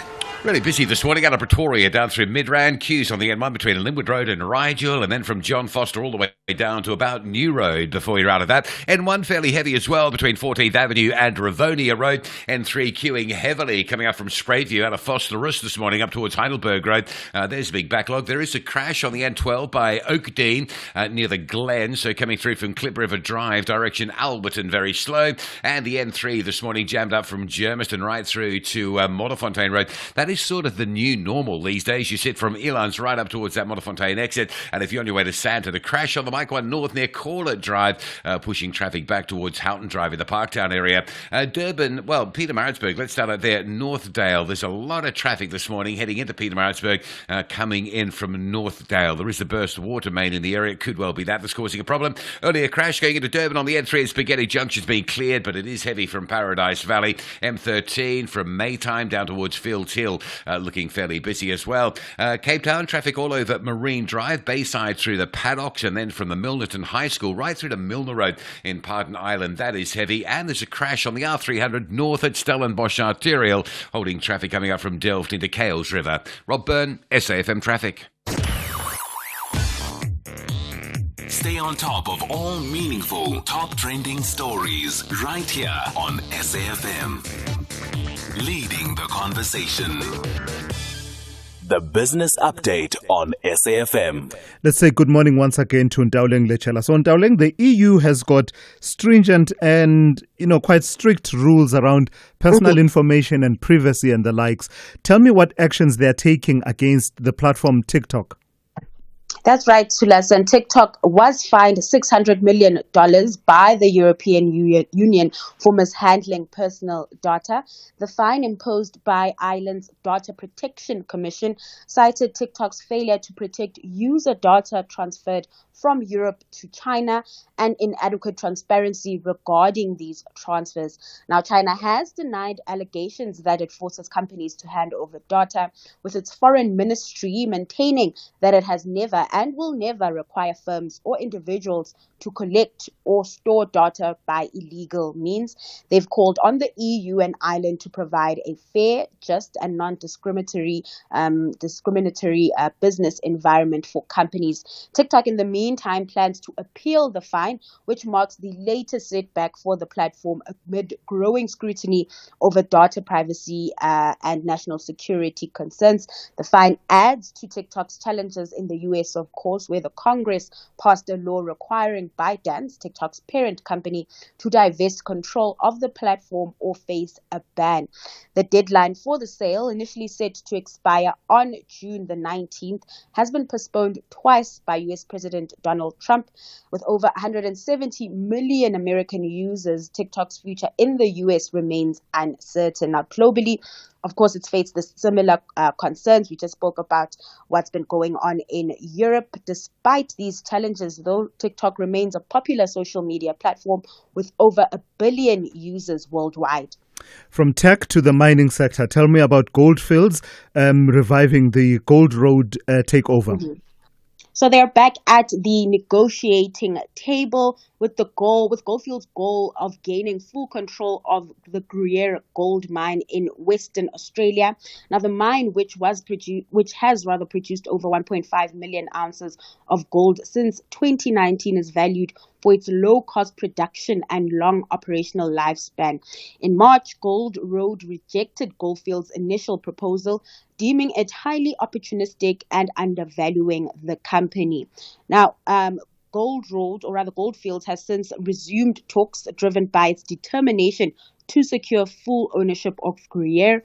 If successful, the deal would consolidate Goldfields' ownership and potentially create a value for both parties. The acquisition would be valued at 3.7 billion Australian dollars, with Gold Road shareholders receiving 2.52 Australian dollars per share, minus any special dividends and a variable cash component equal to their stake in Northern Star Resources. Now, this acquisition attempt marks a significant test for Goldfields CEO Mike Fraser, who assumed leadership last year following Chris Griffith's resignation in December 2023. Now, Chris Griffith stepped down after the company's unsuccessful bid to acquire Canada's Yamana Gold. And so Fraser's ability to just navigate this potential deal will be closely watched, as it will also reflect on his leadership and strategic vision for the company. How are the markets looking at this hour, Dowling? So a slow day in Asia, as most markets on that front are closed due to a public holiday. Over in Wall Street, futures are in the red, a reverse from last week's upbeat close following positive labor market data. This week, however, attention shifts to the Fed as it prepares to deliver another rates decision on Wednesday. Meanwhile, back at home, the JSE in positive territory, with the all-share gaining over 0.8% on Friday. The local unit following suit, making gains against the greenback. It's sitting at 18.37 this hour. All right, thank you for that. We'll talk to you once again in the third hour. That's Ntauling Lechela. She'll be back just after 8:30 with another update for you. Cool catch! Elmo thinks Elmo's friends are great! Thanks, Elmo! I like how you cheer and encourage your friends, son. Elmo likes it too. Elmo, you are special. Who you are matters Because we're all special. Tune in to see what makes you special for the all-new episodes of Takalani Sesame, weekdays at 3 p.m. on SABC2.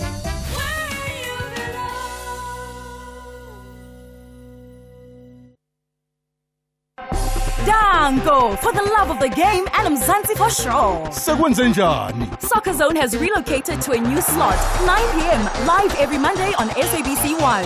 Mzansi Africa. Fascinating goals. The unbelievable saves. From Africa Borwa to the entire African continent to the Bundesliga and the Premier League. High-level reviews of crucial match scenarios by the legendary Mr. Rev. Top-class analysis, latest news about the beautiful game. And Momish of the Week. SABC Sport Football Weekend ends on Mondays at 9 p.m. on Soccer Zone. Live on SABC1. Also available on SABC Plus and SABCSport.com. Proudly brought to you by SABC Sport. For the love of the game. Call Thulasizwe now. 086 000 2032. Yeah, let me take one or two of your calls. Let me start with Richard in Centurion. Richard, good morning. You want to talk to me about podcasts? Yes, sir. How are you doing, Susan? Very well. How are you? I'm all right, thank you. Listen, I think we have issues, right? Particularly with the department, with the podcast, because podcasters are not journalists like yourself who require regulation and ethics, right? And they've been let to run themselves free without regulated by the government themselves. Yet again, whatever McGee did or said against Minnie, right? That has been said many times by many other people within the podcast, within social media, and that is not regulated. Why, in particularly him being ousted? Because it doesn't really make sense. But targeting him particularly. You believe he's being targeted? Yes, I think so. I mean, if he's been saying that for the same thing to many women, or said many things about women. But does that make it right, though, Richard? That it has gone unattended until now? That's what I'm saying. Yeah. It is not right. It never was right. So many people like us have been voicing it to say, hey, government, you should regulate this space, because this space has a propensity to pull people in, and is making money, right? Yeah. Making revenues. Yeah. But then it's also tarnishing people's image. Yeah. And it's not right. And now they want to make an example with this guy. And probably he didn't say anything even horrible, because there's so many horrible things that have been said, even by Minnie herself, live. Yeah. You know what I mean, about other people. All so right. you see, there's a disconnect that is happening in South Africa. I hear you. We need to actually look at. Okay, I hear you. Thank you for that. That's Richard in Centurion weighing in there. Let me go straight to Mukwena in Rustenburg, also on the same topic. Good morning to you, Mukwena, also on podcasts. Good morning, my brother Thulasizwe. Good morning. I think McGee was wrong to say what he said about Simelane. But at the same time, we must also not focus only on men when they are bashing women. Because the very same person, Simelane, once called MacGyver, that is a rapist, is a feminist and all that. And even previously, she once joked about the ex-boyfriend, Milen Kuni, saying that he has a small whatever. So we need to make sure that we balance the equation. It should not be only when certain individuals are out. You remember the spear painting about the former president? Yes. And there was no human rights or the ministry or whatsoever that came out in defending that. But what we are saying is that can it be that even when men are being attacked, we get people to come out and speak for these same people, but we are also not condoning what McGee has said. Gotcha. Mukwena and Rustenburg weighing in there on that matter. Let me take one or two voice notes before I continue and taking other calls that are on different topics. I just want to take these two that have to do with the issue of podcasts and in particular McGee. Good morning, Thulasizwe. This is a witch hunt against McGee. What happened when they said that he raped someone? People must come out. None of this came up. No one called the people to Parliament. But now because he made one comment, all of a sudden he must be summoned to Parliament. That's where the bias comes in, where guys can't say anything or you can't do anything, because if anyone can come around and say, no, you were a rapist, and then it's nothing, it's brushed off. Good morning, Thulas. This is Ntobeko in Umtwalum. I think Stephen, the Deputy Minister, is just going way too forward with this thing, and it's unnecessary. Because there are bigger matters that they should be attending to. There's a Kwekwe case which they failed to attend to, but they just want to go and attack some man who's just busy with his own podcast, having his own opinions. Where things are really factually happening out there, they are not being attended to. They must go out and attend that Kwekwe case. Leave people who are dealing with opinions in their shows. Yeah. All right. So I'm picking up a lot from you that suggests that there's need for consistency in how these matters are handled, whether it's the diminishing of the dignity of a woman or the diminishing of the dignity of a man in these spaces such as podcasts and social media. That seems to be a particular theme that I'm picking up from the calls, at least this morning. Let me take some calls on other topics as well. We've been talking a bit about the potholes and the state of road infrastructure this morning. So, Incognito, you want to weigh in on this? Good morning. Good morning, Thulasizwe. Kunjani mfowethu? Ngiyaphila kunjani mfowethu? Hayi ngeke angekho right. What's wrong? Thulasizwe, listen. I'm Yes. calling I'm calling here from Durban, right? I'm in the outer west region of Durban. I've been traveling from the middle, from in between Durban and Pietermaritzburg. And when I travel to Cato Ridge, my goodness, the potholes there. My goodness. The thing that made me call in today is because the Comrades Marathon, Yes. is run annually. And it takes the regional route, not the national route, the regional route of R103. Each and every year, we get the Comrades Marathon. And each and every year, we get potholes. Now, my question is, what's wrong or what is wrong with the construction of the roads, or what is wrong with whatever goes on the roads? Being the trucks, which is the failure of our national railroads. Yes. Or whatever is happening. Because Thulasizwe, tell me, please answer me this question.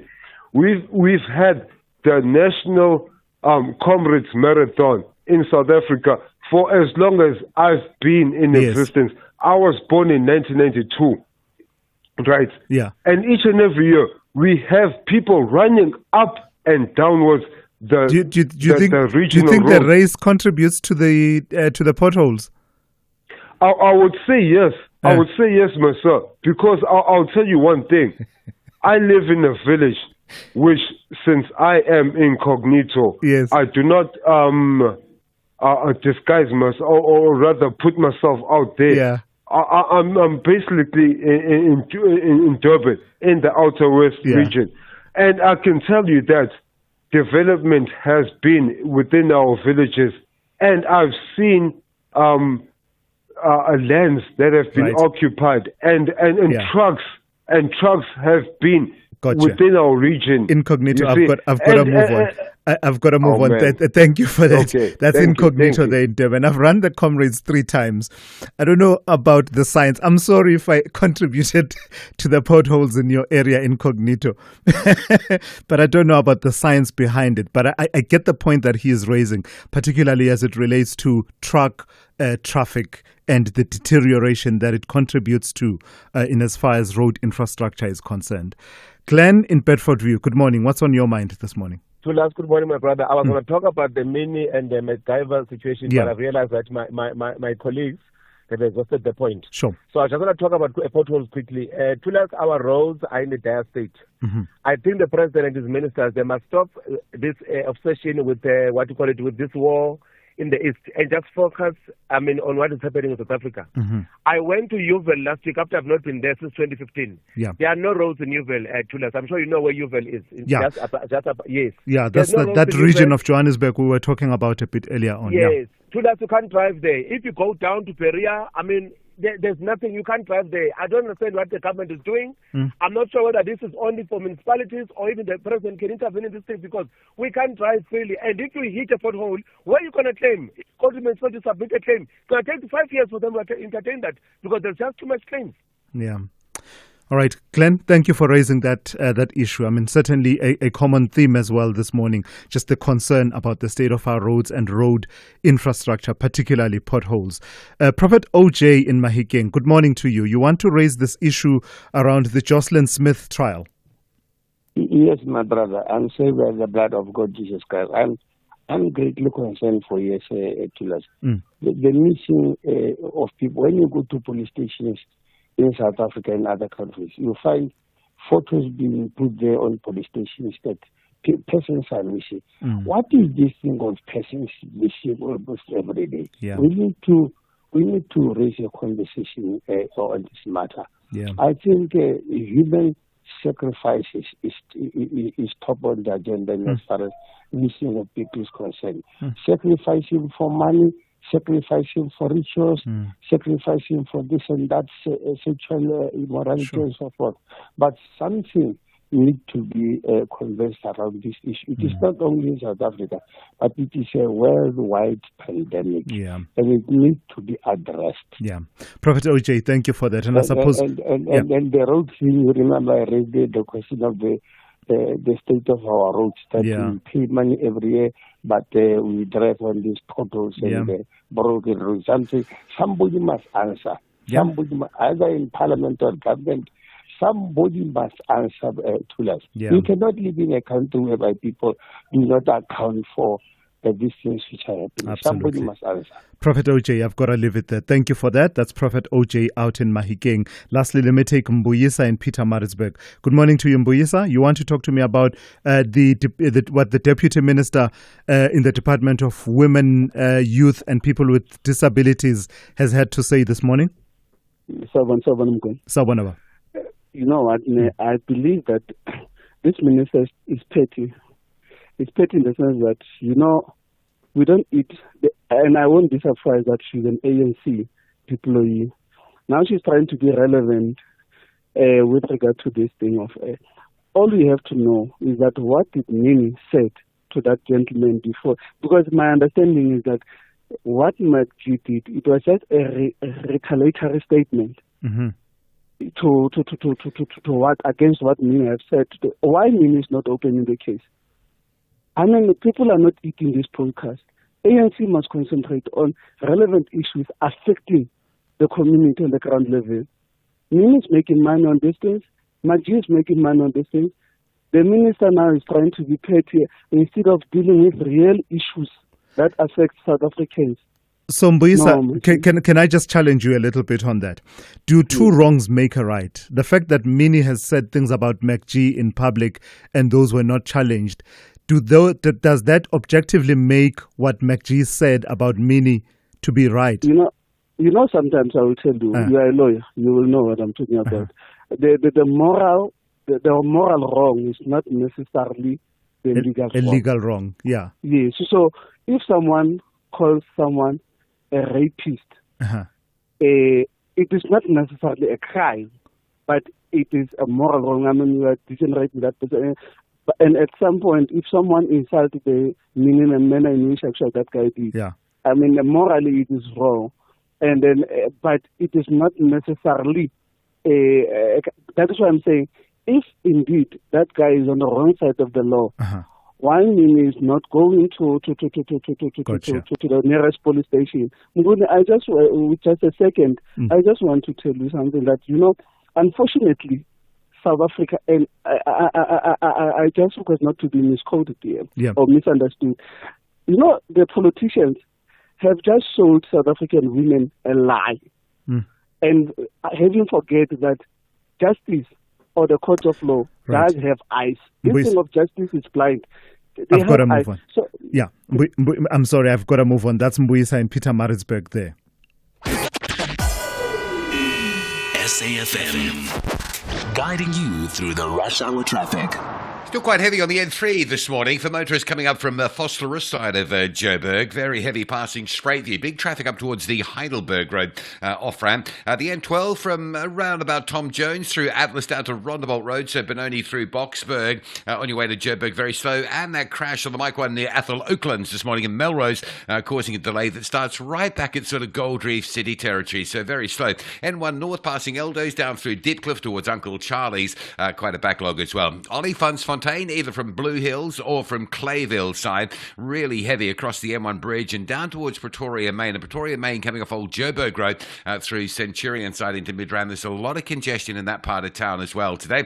Mopani Highway into Pretoria queues from Theo Martins in towards Abisiesky and Pathleli, and Mopani Highway outbound at the Bend. There is a crash causing some delays there as well. Durban N3 inbound, another crash at Spaghetti Junction. We had one this morning. It cleared, traffic never recovered, and there's been another one. So coming through from Pinetown, from Paradise Valley, N3 inbound is super heavy this morning. Cliffdale looks all right on your way out to Pietermaritzburg, so that's good news. Cape Town, delays lasting a little bit longer than normal, exiting Mitchell's Plain, M7, R300, both under pressure as you get up towards Samora Michelle. No lights on Govan and Becky, the M5 bridge coming through from Guguletu into Philippi, very slow, and a crash on the M5 at Parkwood, just up by Hyde Road, causing a delay inbound from Grassy Park. Also a collision on the R300 at Stellenbosch Arterial, just slowing traffic arriving from Delft, direction Kales River. Rob Byrne, SAFM Traffic. The wait is over. I've been hustling, grinding, and now it's time for the glow up you've been waiting for. Unapologetically, made the bay. From the grind to the glam. Anele Zondo The Glow Up on Saturdays at 8 p.m. only on SABC 1, Mzansi for sure.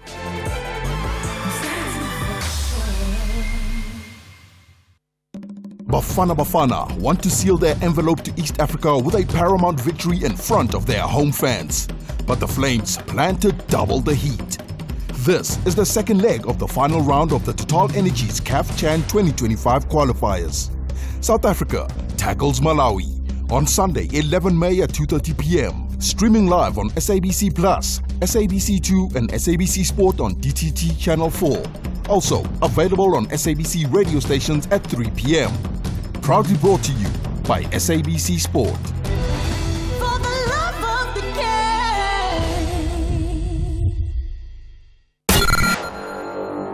game. The Morning Brief with Thulasizwe Simelane. Credit to the initial reporting of the Sunday Tribune on this story.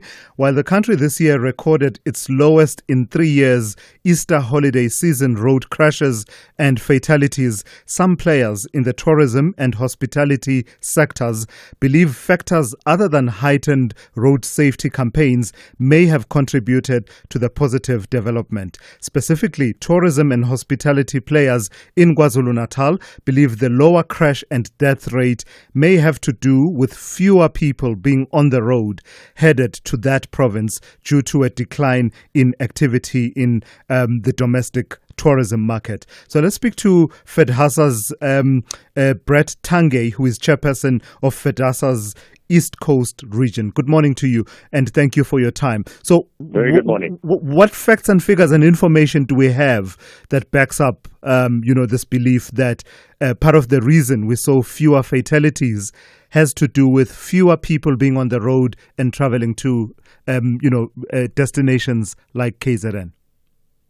So with the hospitality industry, with FedHasa, we're representing your restaurants, your resorts, hotels, so your beds and meals in the industry. And of course, like everything, there's outlying trends. But in general, what we have seen through our especially KZN, and not just the rest of the country, is definitely a drop-off in the domestic spend in the last 3 months. I'd say in average in KZN, we're looking at about a 30% decrease in what we would have expected in spend for the Easter weekend. Sorry, Brett, did you say 30%? 30? Approximately. Yeah. We're still trying to, we have to wait for all the stats to come out. So this is very much generic, from canvassing members around the province. What we've seen is that people are still traveling. The high end is still doing very well. But your middle class, definitely, we're seeing your 1, 2, 3, even to your 4-star. Definitely the numbers are not what we would have expected for an Easter weekend. I think that's we haven't seen the stats from the toll gates yet come through, but I would able to say very easily that the number of vehicles that would have travelled this Easter compared to previous years would have been significantly lower. That's a bit confusing for someone who's not a player in the sector, Brett. So maybe you can clarify why are we seeing that decline? Just a few months ago, at the beginning of the year, we were talking about tourism, particularly in KwaZulu-Natal, having performed, its best performance over a period of 3 to 4 years and having returned to pre-COVID levels. What then changed in the space of the last 3-4 months? Very much, I think we had a post-election euphoria. I think South Africans were all anticipating a reform in the economy, changes, easing off of regulations, making business easier again. And what are we now? We're a couple of months in, 8 odd months now, 9 months in, and we're not seeing that. And I think what's happened is that South Africa was expecting an economic change, an economic boost post there, which would have meant a decrease in unemployment, investment. We've not seen that, and I think the psyche of the South African consumer is getting affected. I think every one of us is getting affected. We've all primed for radical change in this country. We need jobs, we need businesses, we need development, and it's not happening. And that's not just in the tourism economy. That's across the board. And I think what's happened is I think people are now starting to, at the end of it, look at tourism. We're a luxury spend. At the end of the month, if you've got extra, you'll go away for the weekend. You'll go to a restaurant for a dinner. If you're feeling that your purse is under pressure, you're not going to spend. Yeah. And we always, the hospitality industry, we're always the first to feel any contractions in the economy. And we're definitely seeing that. And we're seeing that because your high-end market is doing well. The guys that have got the money, they're spending it. But the general middle-class South African, you can see is definitely under stress at the moment financially. All right, let's leave it there for this morning. Thank you for your time. That's Brett Tange, who is chairperson of FEDASA's East Coast region. Let's check in now with Dineo Motaung with the latest news. Outsurance will go out of their way to try and save you money on your car insurance. If they can't, ask for 500 Rand. SMS out to 30754. Now that's good news.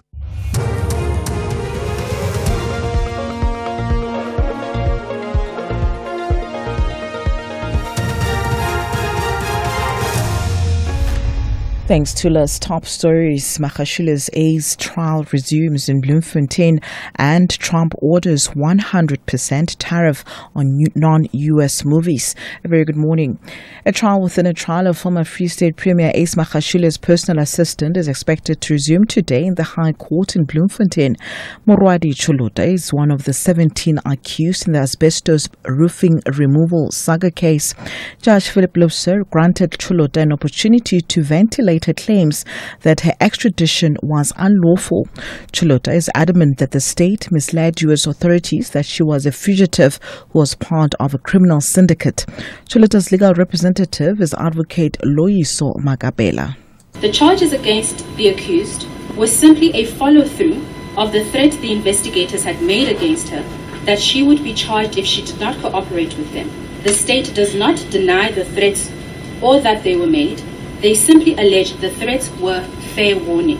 The evidence will show that there was never a reasonable and probable cause for the charges, and that U.S. authorities were lied to or misrepresented to.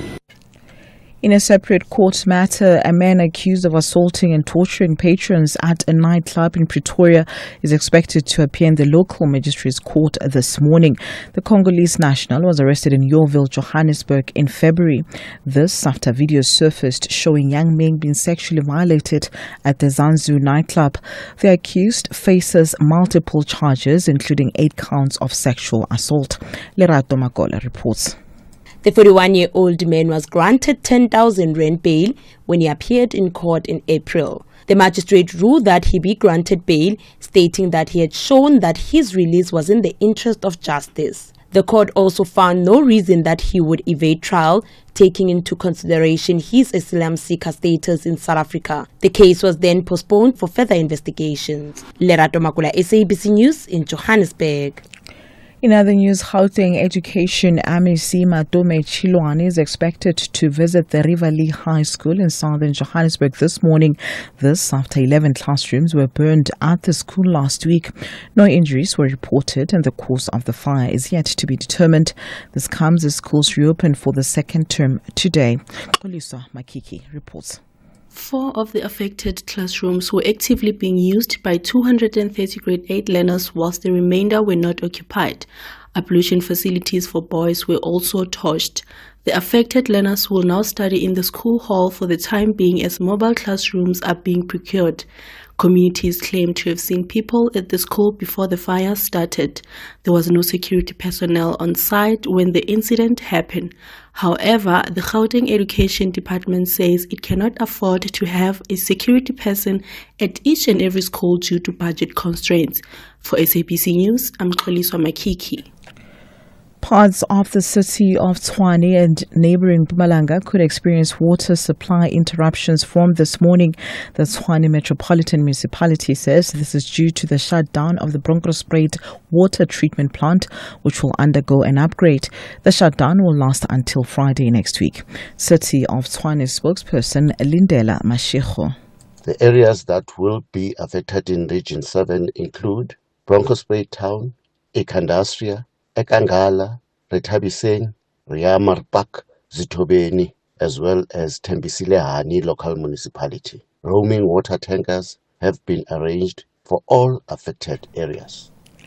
Lastly, U.S. President Donald Trump says he plans to impose a 100% tariff on films produced abroad, claiming it will help save the industry from what he called a very fast death. He accused other countries of luring film crews with tax breaks. The move comes weeks after China said it would cut back on the number of U.S. films allowed there. The BBC's Jay Kwon has the details. Filmmaking is the latest industry which Donald Trump is targeting with tariffs to try to bring jobs back into the U.S. He said the business was dying a very fast death. Speaking to reporters by the Marine One helicopter, he blamed the loss of U.S. movie production on other countries offering financial incentives. The U.S. film industry has been declining for years, badly hit by the pandemic, the growing popularity of streaming services, and the end of DVD sales. Although it isn't clear how these tariffs would be applied. Recapping the top story, the sour trial within a trial of former Free State Premier Ace Magashula's personal assistant is expected to resume today in the High Court in Bloemfontein. Moradi Chulota is one of the 17 accused in the asbestos roofing removal saga case. Headlines at 8:30 for SFM News. I'm Dino Mutaung.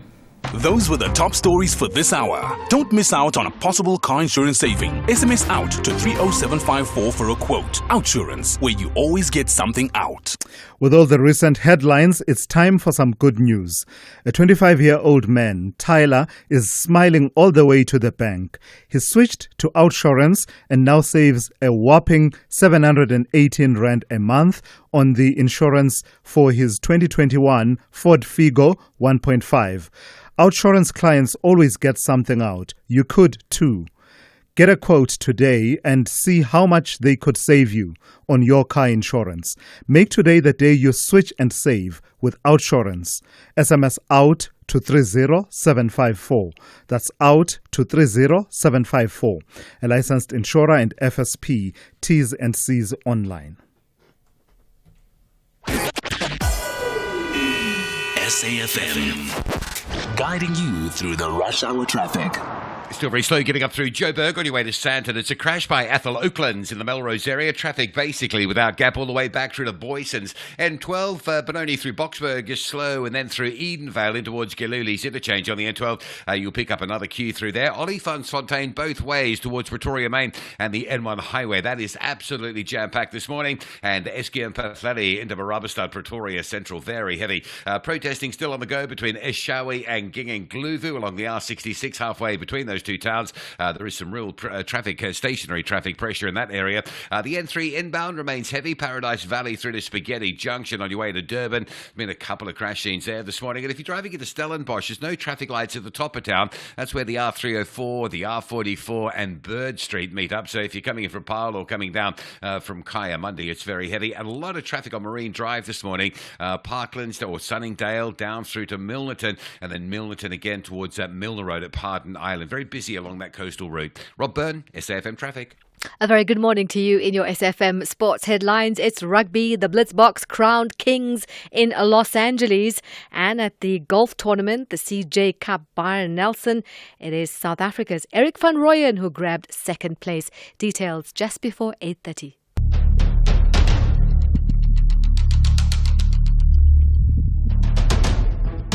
The Morning Brief with Thulasizwe Simelane. Weekdays, Monday to Friday, 6 to 9 a.m.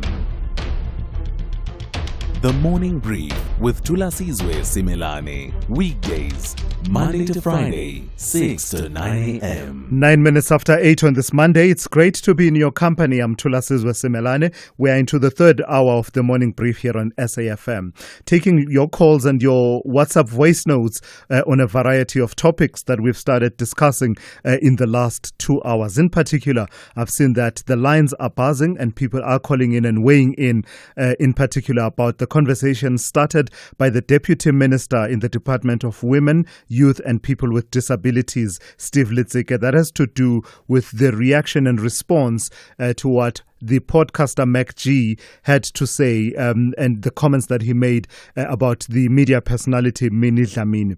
And I suppose it's broadly and it's beyond the issue of just one podcaster.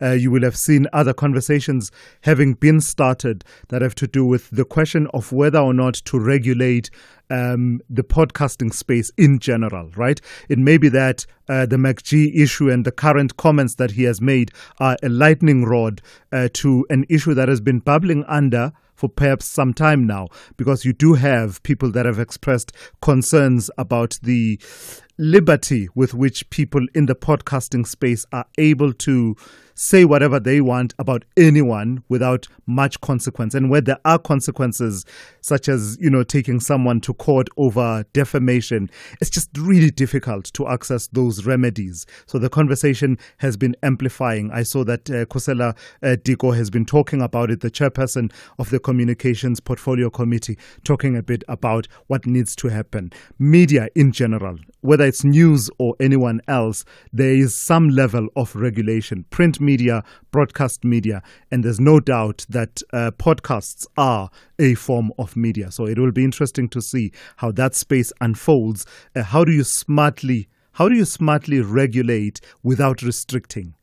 No one wants restriction. I, for one, I do not want. I've made it clear that I'm a supporter. I'm not one of those people who say, everyone seems to have a podcast these days. No, by all means, the more the merrier. Start your podcast. But how do you then balance the human rights aspects, the interests of people to not be defamed and have their dignity violated in that way? How do you smartly regulate such that it continues to thrive? Weigh in on that as well as any other matters that may be exercising your mind this morning. I'll take your calls. If you call me on 086 000 2032 or if you send me a WhatsApp voice note on 061 410 4107. This is the third hour of the Monday edition of The Morning Brief. For news on South African industry and mining, Creamer Media's Engineering News and Mining Weekly has you covered. Click through to Creamer Media's Engineering News each day for the latest on the people and companies shaping the energy transition and South African industry. Keep your finger on the critical minerals pulse by visiting Creamer Media's Mining Weekly. For deeper insight, subscribe to the Engineering News and Mining Weekly magazine, out on Fridays. Creamer Media, current, credible, comprehensive. This Thursday on EFC, Africa's greatest meet the warriors of Brazil on a night where 3 titles will be contested. Amanda Lino takes on Mariana Salles, Willie van Rooyen takes on Kleberson Sousa, and in the main event, JC Lamprecht goes to war with Luis Paulo Picanso for the light heavyweight title. EFC 123 live from the World Sports Betting Arena. Watch it on SABC Sport Channel on DTT Channel 4 from 7 p.m. Brought to you by SABC Sport.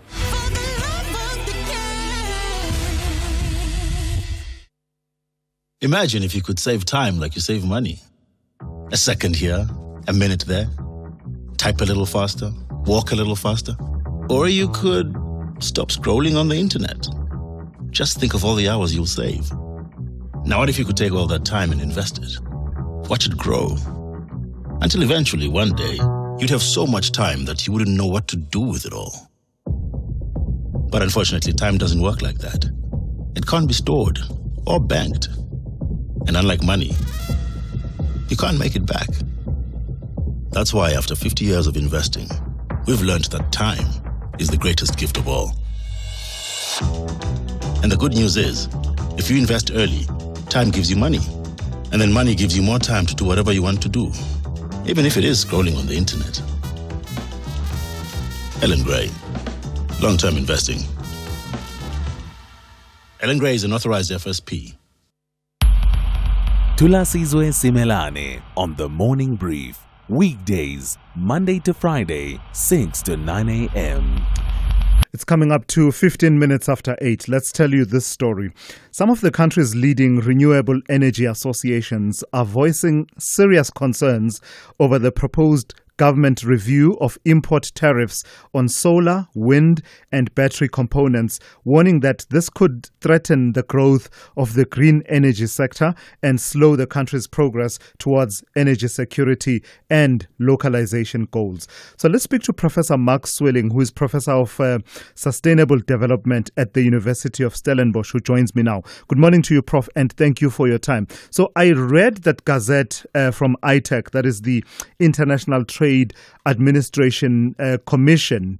It seems to me that the rationale and argument that they put forward is that there's opportunity for South Africa to become a serious player in the export of components and finished products within wind, solar and other renewables, and therefore these tariffs would assist in developing that as an industry that does exports. Do they have it right? Do they have it wrong in that argument? In general, they have it right. We are going through a very, very fundamental energy transition to a renewables-based economy supported by batteries and gas. And if we're going to import all the kit, all the equipment, the solar panels, the windmill blades, etc., we're going to be shipping out large amounts of capital in ways that do not create the necessary manufacturing capability and therefore jobs within South Africa. So that it's fundamentally correct to focus on what will be required to build our own manufacturing capability. However, everything depends on how it is done and how quickly they want it to happen. So how, for instance, would these tariffs change the picture as things stand right now? What's the picture in terms of how much do we import by way of components and then assemble in this country of these technologies? Do I have it right that that's what it seeks to address? That, if you want to assemble a wind turbine, you should be able to manufacture the components, and therefore we make it more expensive for you to import the components, but rather you make them here at home and then you assemble the entire technology from here.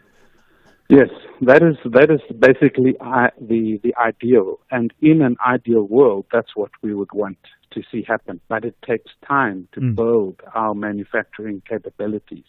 You don't just wave a wand and tomorrow you can make solar panels and windmill blades. It takes time to build the capability, and it takes much longer than most South Africans think. We've done very detailed research on the local content program during the bid windows 1, 2, and 3, and 4. And initially, the factories did open up. And we're expecting a long-term commitment to the renewables program. But in 2015, it was brought to a halt by the CEOs of Eskom, who refused to sign the power purchase agreements. And that led to the closure of those factories. Now we want to massively ramp up the production of these components, local manufacturing of these components, but these factories have gone, they've closed.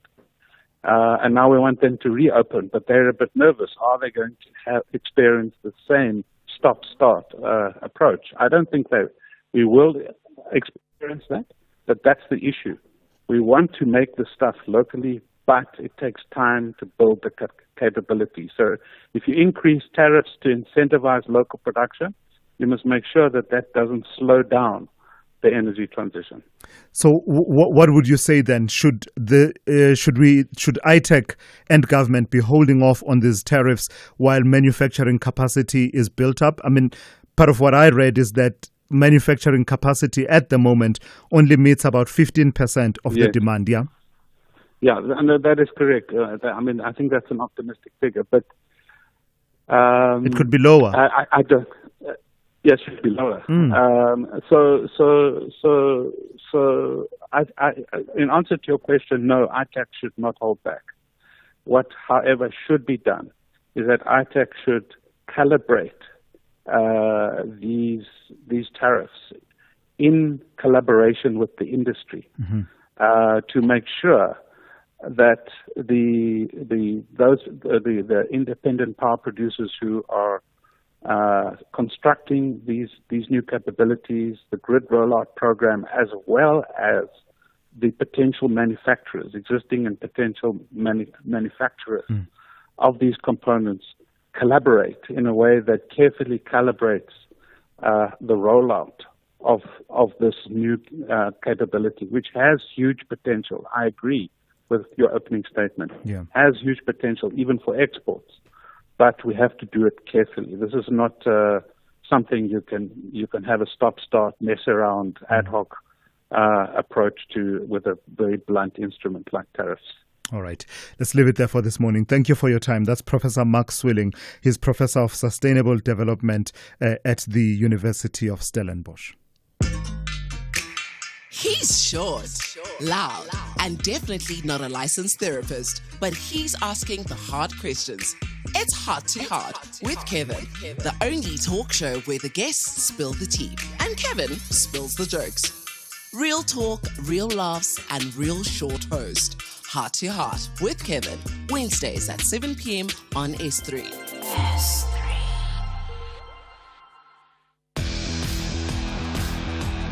The Blues and Gold ladies want to treat their clash against the Blue Diamonds like a final exam. They are chasing victory. But the visitors are confident they will prevail and conquer the entire match duration. This is the Hollywood Bet Super League. Witness UWC Ladies FC versus JVW Ladies FC on Sunday 11 May at 2:30 p.m. Streaming live on SABC Plus and SABC One. Proudly brought to you by SABC Sport. For the love of the game. Call Thulasizwe now. 086 000 2032. Let me start with two voice notes and then go to the calls. Let me start with this one. Someone wants to talk about the EFF. I'm interested. What's that about? South Africa. I'm just puzzled by the EFF's 180-degree U-turn of bringing socialism to South Africa. Now they want to bring white supremacy by bringing back the DA. They're saying they're going to bring Stacey Hazen, the leader of the DA, as the president of our country, after bringing Tanya Campbell in Ekurhuleni and the DA in the city of Johannesburg. They are now fighting to bring white supremacy to reign, while that's walking right, keeping left. Major from Guatemala. Major, I hear what you're saying. I hear what you're saying completely, but I hold no brief for the EFF or Julius Malema, but the comments that I heard him make were not to that effect, that they, as the EFF, they want John Steenhuisen to be president of the Republic. I think the comments I heard him make were to the effect that we will wake up one day with John Steenhuisen as the president of the Republic. There's a subtle difference there. I don't think he was saying that they want them to. But of course, there have been areas of, I don't know, is it collaboration or shall we call it coincidence of interests, right? So, for instance, around this case, there was in the Western Cape Division of the High Court that had to do with the VAT rate being increased and the opposition thereto. Their interests coincided. The extent to which they can then work together in light of what the EFF has been saying all along, that they would not join a GNU that has the DA and FF+. I think that's where the subtle difference is. Coincidence of interests versus the possibility of working together in a coalition such as the one you envisage. Let me take this one that has to do with the issue of road infrastructure and potholes. Hi, Thulasizwe. It's Joseph here from Randburg. The potholes will never disappear in this country for the simple reason that they are being done by private people and no longer the government. And as we know, the outside people, they will make sure that they come back and get business. So they don't do a very good job when it comes to filling in of these potholes. Otherwise, they will be out of business. Yeah. I mean, in cities like Joburg, it is still the JRA that does much of the work. And I know this because I saw the headline from a few years ago. In my frustration, I was just reading about this phenomenon. It was 2021 when they told us that they had run out of asphalt that they needed. And therefore, that's why the potholes were what they were in 2021. Guess what? 2025, we sit with a similar problem of potholes barely being fixed. I mean, I saw in my area celebrations when people saw JRA workers doing a bit of work to repair potholes. Nhlanhla in KZN, good morning. You want to talk about the rights of journalists? Yes, thank you for taking my call. My brother, Thulas, I'm saddened to speak about the rights of journalists because what journalists get to go through to you see, to know the truth and get to be told turn a blind eye. And you see, as if I've said to you last time, I believe in a book. In South African media policy debates of 1990, written by Professor Eric Lowe. Yeah. Chapter 10, written by Don Pinnock. You see, my brother, I'm a journalist, too. They are the most important people for us to ensure that our democracy survives. Wow. Without them, our democracy is going to be monopolized by certain individuals who want to control our democracy for their own benefit. Yeah. No, Nhlanhla, I get you, my brother. Yeah. My brother, I sympathize and feel sorry for the families who are still in search for their loved ones. Yeah.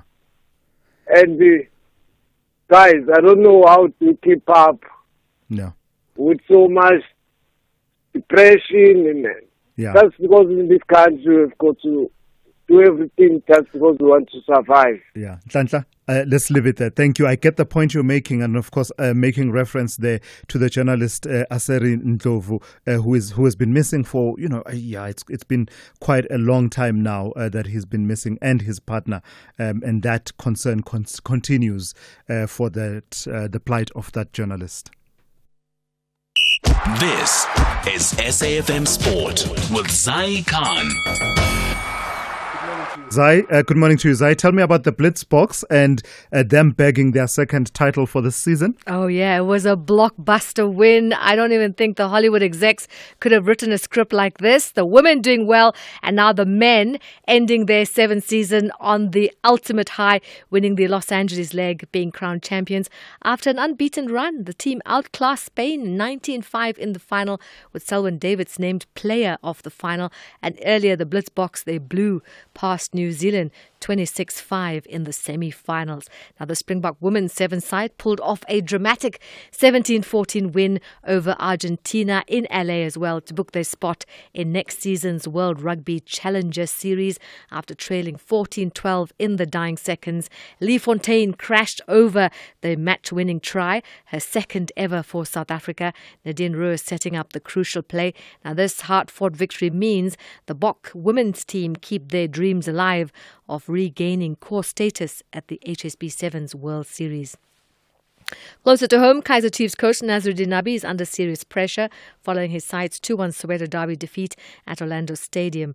At Orlando Pirates, now Chiefs are now sitting 9th on the log and risk missing out on a top 8 finish for the second season running.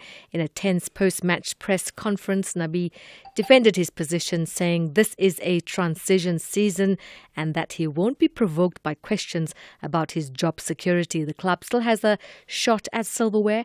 It's in the weekend's Nedbank Cup final. That's coming up.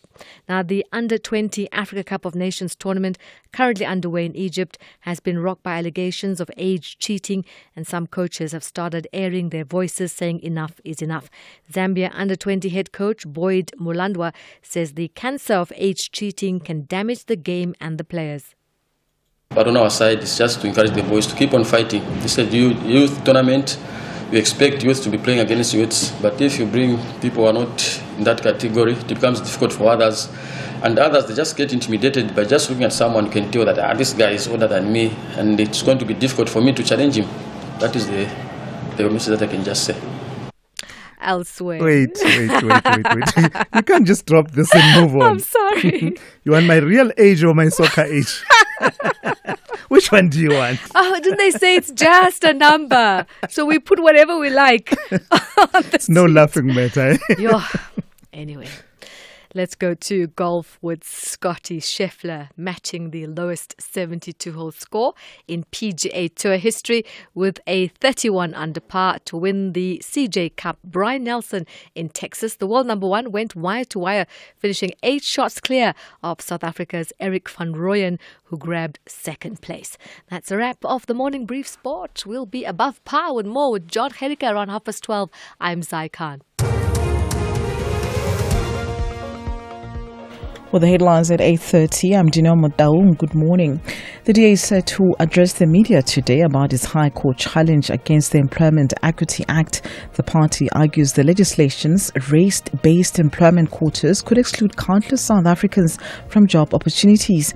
In other news, a trial within a trial of former Free State Premier Ace Magashula's personal assistant is expected to resume today in the High Court in Bloemfontein.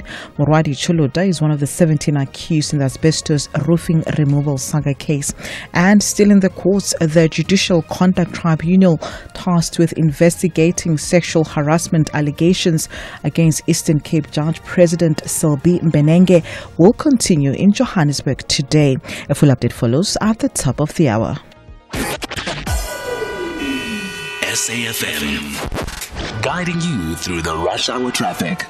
Crashing on the R21 heading towards the airport coming out of Pretoria. It's just down by Pomona Road, so there is a slowdown, a bunch up of traffic from the R23 Benoni exit. Also crash on the M1 North at the R21 if you're moving up to Pretoria. That is quite slow this morning from Buata Avenue and Olifantsfontein Road from Blue Hills through Lever Road down towards the M1 Highway and across to Pretoria Main Old Joburg Junction. That has been heavy all morning. Little bit sluggish from Houghton up towards the Melrose area on your way to Sandton after an earlier crash. Durban today has been just a collision hotspot, the N3 going inbound. We've had 2 at Spaghetti Junction and we've got a third now at Pavilion Mall. So the traffic coming out of Pinetown through Paradise Valley, very heavy. And of course, a lot of traffic's been avoiding that and ending up on a jam on the M13 between Westville and Sherwood across the N2 bridge works. So very heavy on both of those routes. But the N3, if you don't fancy it, travel later. Ging and Gliver to Eshowe, protesting on the R66, still underway. Cape Town this morning, Stellenbosch approaches from the north, from Kayamandi or Kloetsville, very heavy. There's no traffic lights where the R44 and R304 Klippevel Road merge. Just both of those routes, top of town, trying to get through to Bird Street. Very heavy backlogs and a lot of traffic out of Tableview side this morning. Marine Drive at Sunset Beach and then again Milnerton to Parton Island. There's also a really big delay on Coburg Road coming from Macro down through towards Joe Slovo Park Freedom Drive side. Rob Byrne, SAFM Traffic. across South Africa, online and on radio. SAFM, let's talk. The Business Update on SAFM. Good morning to you once again in Dowling. So this is one of those, sets of data that we were looking out for, manufacturing activity, and it's not good news for the month of April. Not at all, Thulas. And we've known that, the manufacturing sector has been in contractionary territory for a while now. Last month, in March, it seemed like things are picking up.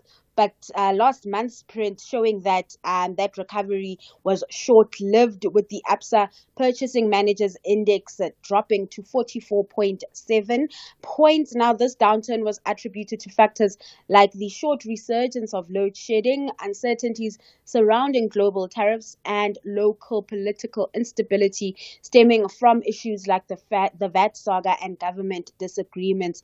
These challenges weighed heavily on business sentiment, contributing to a sharp decrease in both business activity and new sales orders, and further dashing hopes of a recovery in the industry. Now, the decline in new sales orders was particularly pronounced, with the index dropping 12.8 points. Both domestic and export demand softened within the manufacturing sector, with the index tracking export sales reverting to contractionary territory. The employment index also declined, falling to 42.9, which is concerning given the already challenging job market conditions. And this marks the 13th consecutive month the employment index has been in negative territory, highlighting the sector's struggles to create jobs.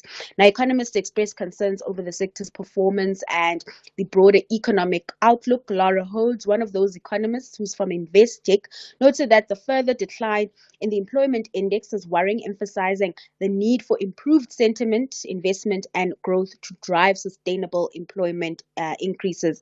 Oxford Economics' Yia van der Linde also pointed out that the uncertain political environment combined with global headwinds has led to a deterioration in the outlook for the local economy. But some good news coming out from vehicle sales. Tell me about them and what they were doing in April.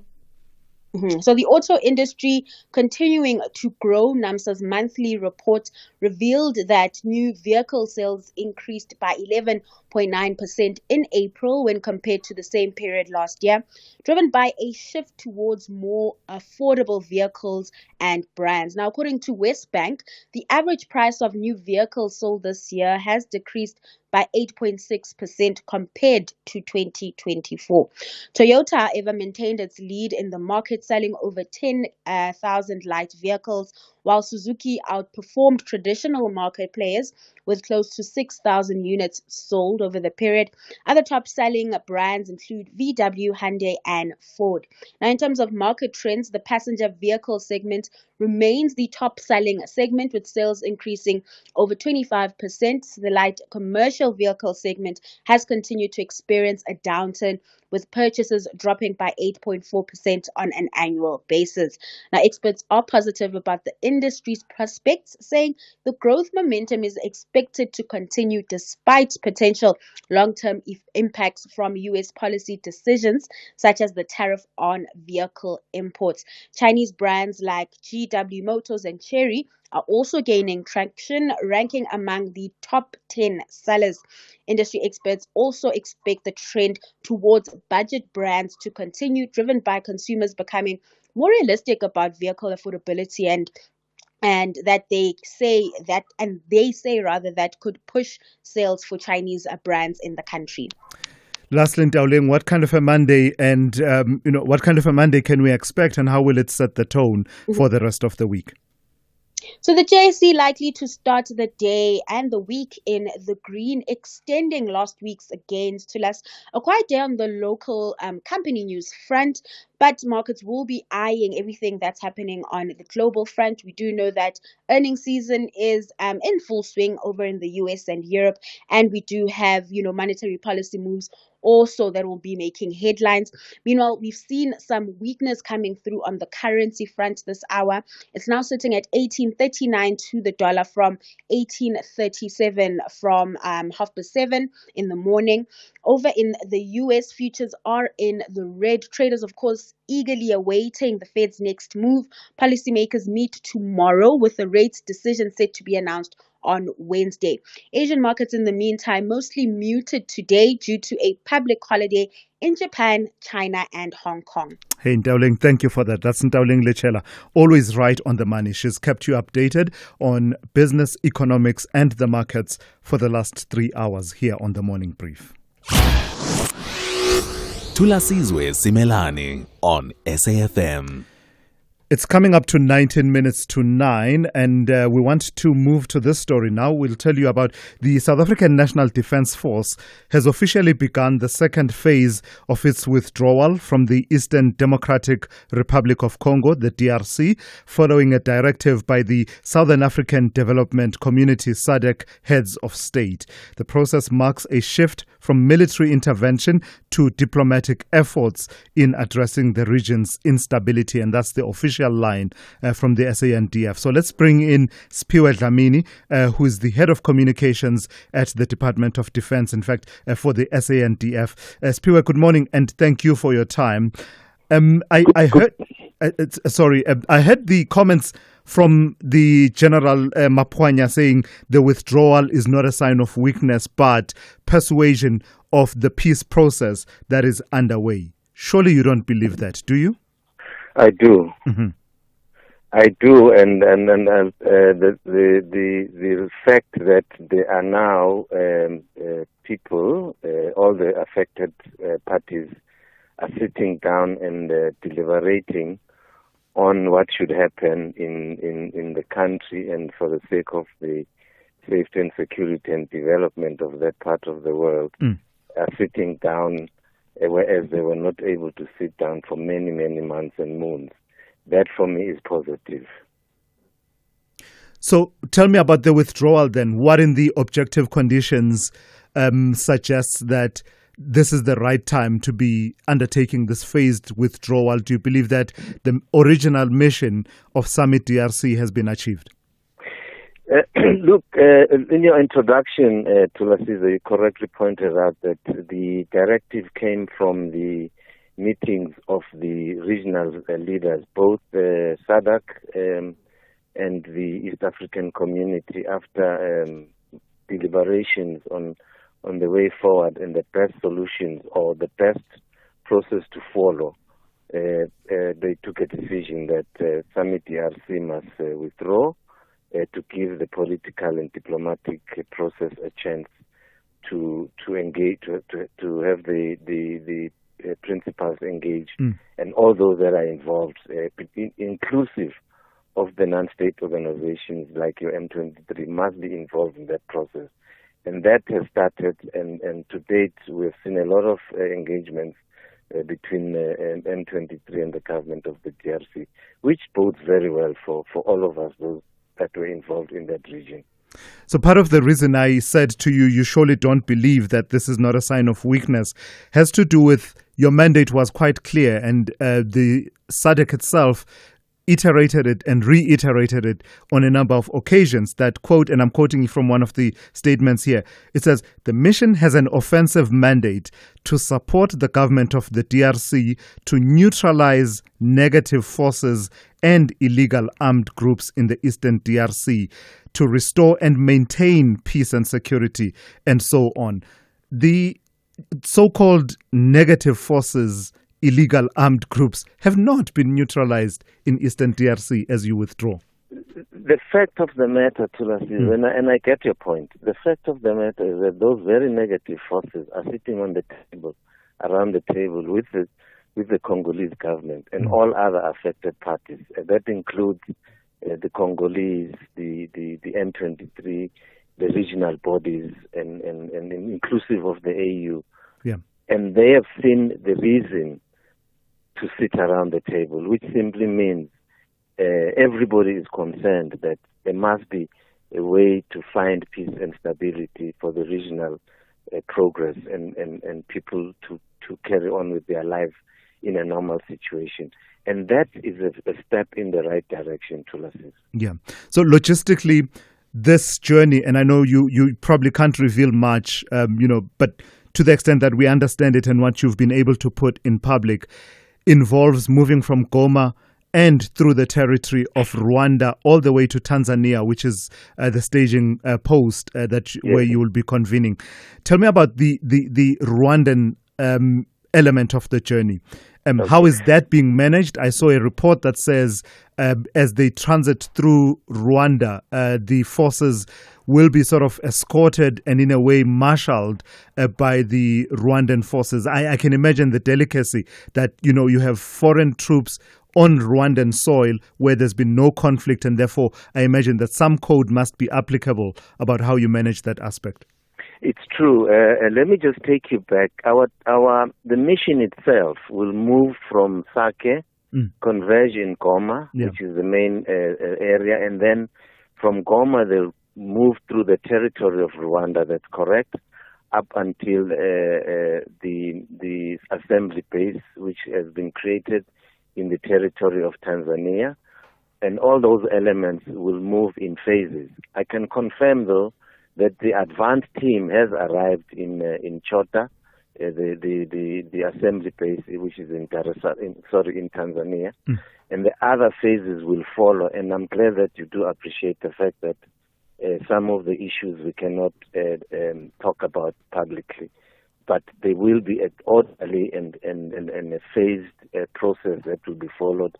And indeed, the territory of Rwanda was the best option outside the usage of the Goma airport. And I'm glad to indicate to you, as stated by the chief yesterday in our press briefing, that there was a note verbal that was exchanged between the Rwandan government and the SADC mission, which stipulated how this process is going to unfold as they move through the territory of Rwanda. Some commentary suggesting that movement through the territory of Rwanda, marshaled or in a way escorted by the Rwandan forces, has some propaganda value for the Rwandan government in relation to they did not want the Summit DRC presence in the Eastern DRC, and it will be gratifying for them to tell the story of, you've had to even resort to us assisting you to get out of that.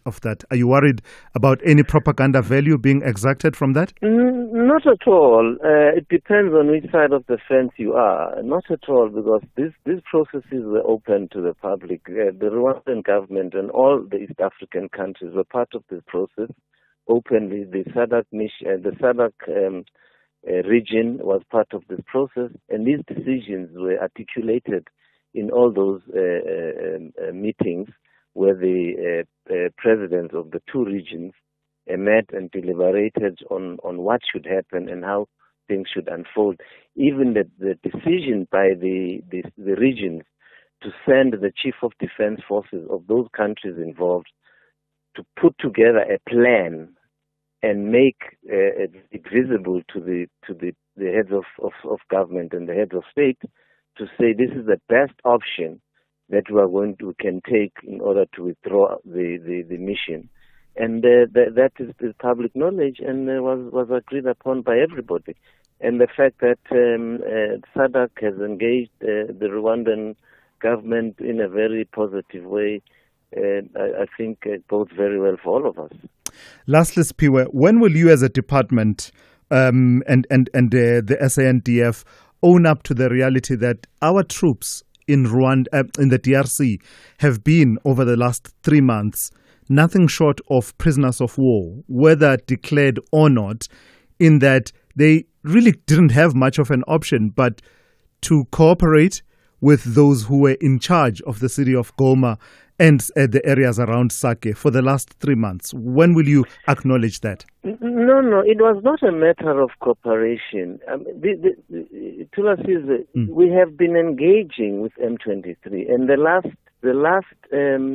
engagement took place, I think, if I'm not mistaken, on the 29th of March, in April somewhere, where the chiefs of defense forces and M23 and other parties that are involved were actually in Goma to discuss all the processes that were going to be involved in seeing that the withdrawal is properly managed, to ensure that all the issues that need to be threshed out is threshed out. We are coming back to Thulasizwe, for instance, with all our equipment. Everything is coming back. Our troops are coming back with their equipment. And that's because of the engagement between the mission there and all those that are involved, the DRC government and the M23. Remember, the decision of the region, that is SADC and EAC, was very clear. Everybody involved must be involved in all the discussions. And that is why today you are seeing the M23, the government of the DRC, and all other affected parties engaging, because the bottom line is that we want to make sure that there is peace and stability in the region for economic development of those people in that region. All right, let's leave it there for this morning. Thank you for your time. That is Piwe Dlamini, who is the head of communications at the Department of Defense and the SANDF. SAFM, guiding you through the rush hour traffic. Very heavy backlogs going on this morning on Olifantsfontein Road in the Midrand area. Whether you're coming across from Blue Hills or arriving on the old Olifantsfontein, coming in from Clayville, closer you get to that Pretoria Main Road junction, the heavier that traffic gets. N1 between Beyers Nordia and Rivonia still slow. On your way to Pretoria, crash. N1 north at the R21. So from Buerta Avenue, it all gets a bit backlogging through there. Durban, inbound on the N3, stays heavy this morning. Paradise Valley through to Pavilion and just sort of in towards Spaghetti Junction. That run out of Pinetown on the N3 or merging on from the M13 is heavy. It has been all morning. There's been a series of collisions. Plus, of course, it is a long-term roadwork zone as well. Broken down vehicle on your way to the airport just before the gateway exit. That's a delay coming through from KwaMashu. Pietermaritzburg, Camperdown looking fine. No problems there in either direction at this stage. Cape Town, a lot of traffic congestion around routes like Govan and Becky through the Jan Smuts Drive junction. That's all being worked on. Turfall Road coming through to Racecourse Road, sort of Lansdowne through to Claremont. There's a lot of works going on there. Wetton Road through Central Wetton. Also a lot of construction. There's a lot of My City bus construction in that part of Cape Town, and that's why it's also heavily backed up. Marine Drive still pretty bad this morning as well, from Milnerton all the way down to Milner Road in Pardon Island, and the Coburg Road's got an unusual queue moving slowly town-bound through Joe Slavo Park area in Milnerton. Rob Byrne, SAFM Traffic. As a medical doctor, I've dedicated my life to helping others. Being a regular blood donor, I was shocked to learn of my low hemoglobin levels, which prompted further investigations. My diagnosis of myelodysplastic syndrome meant that my only chance of survival would be through a stem cell transplant. Finding a match was easier for me than for most patients. However, not everyone is so lucky. If you are between the ages of 17 and 55 years, register with dkmsafrica.org to become a stem cell donor and give someone out there a lifeline. This is an SABC-supported initiative. The Blues and Gold ladies want to treat their clash against the Blue Diamonds like a final exam. They are chasing victory. But the visitors are confident they will prevail and conquer the entire match duration. This is the Hollywood Bet Super League. Witness UWC Ladies FC versus JVW Ladies FC on Sunday, 11 May at 2:30 p.m. Streaming live on SABC Plus and SABC One. Proudly brought to you by SABC Sport. For the love of the game. Call Thulasizwe now. 086 000 2032. Let me start with a call from Aubrey in King Williamstown. Good morning to you, Aubrey. You want to talk about the members of the SAPS who died in Centurion?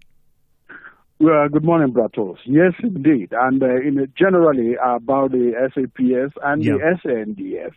You see, we have been losing members of these institutions so much. And I think I'm making a proposal that the government should consider exempting them from paying tax. These are people who put their lives on the line day in, day out, 24/7 to protect us.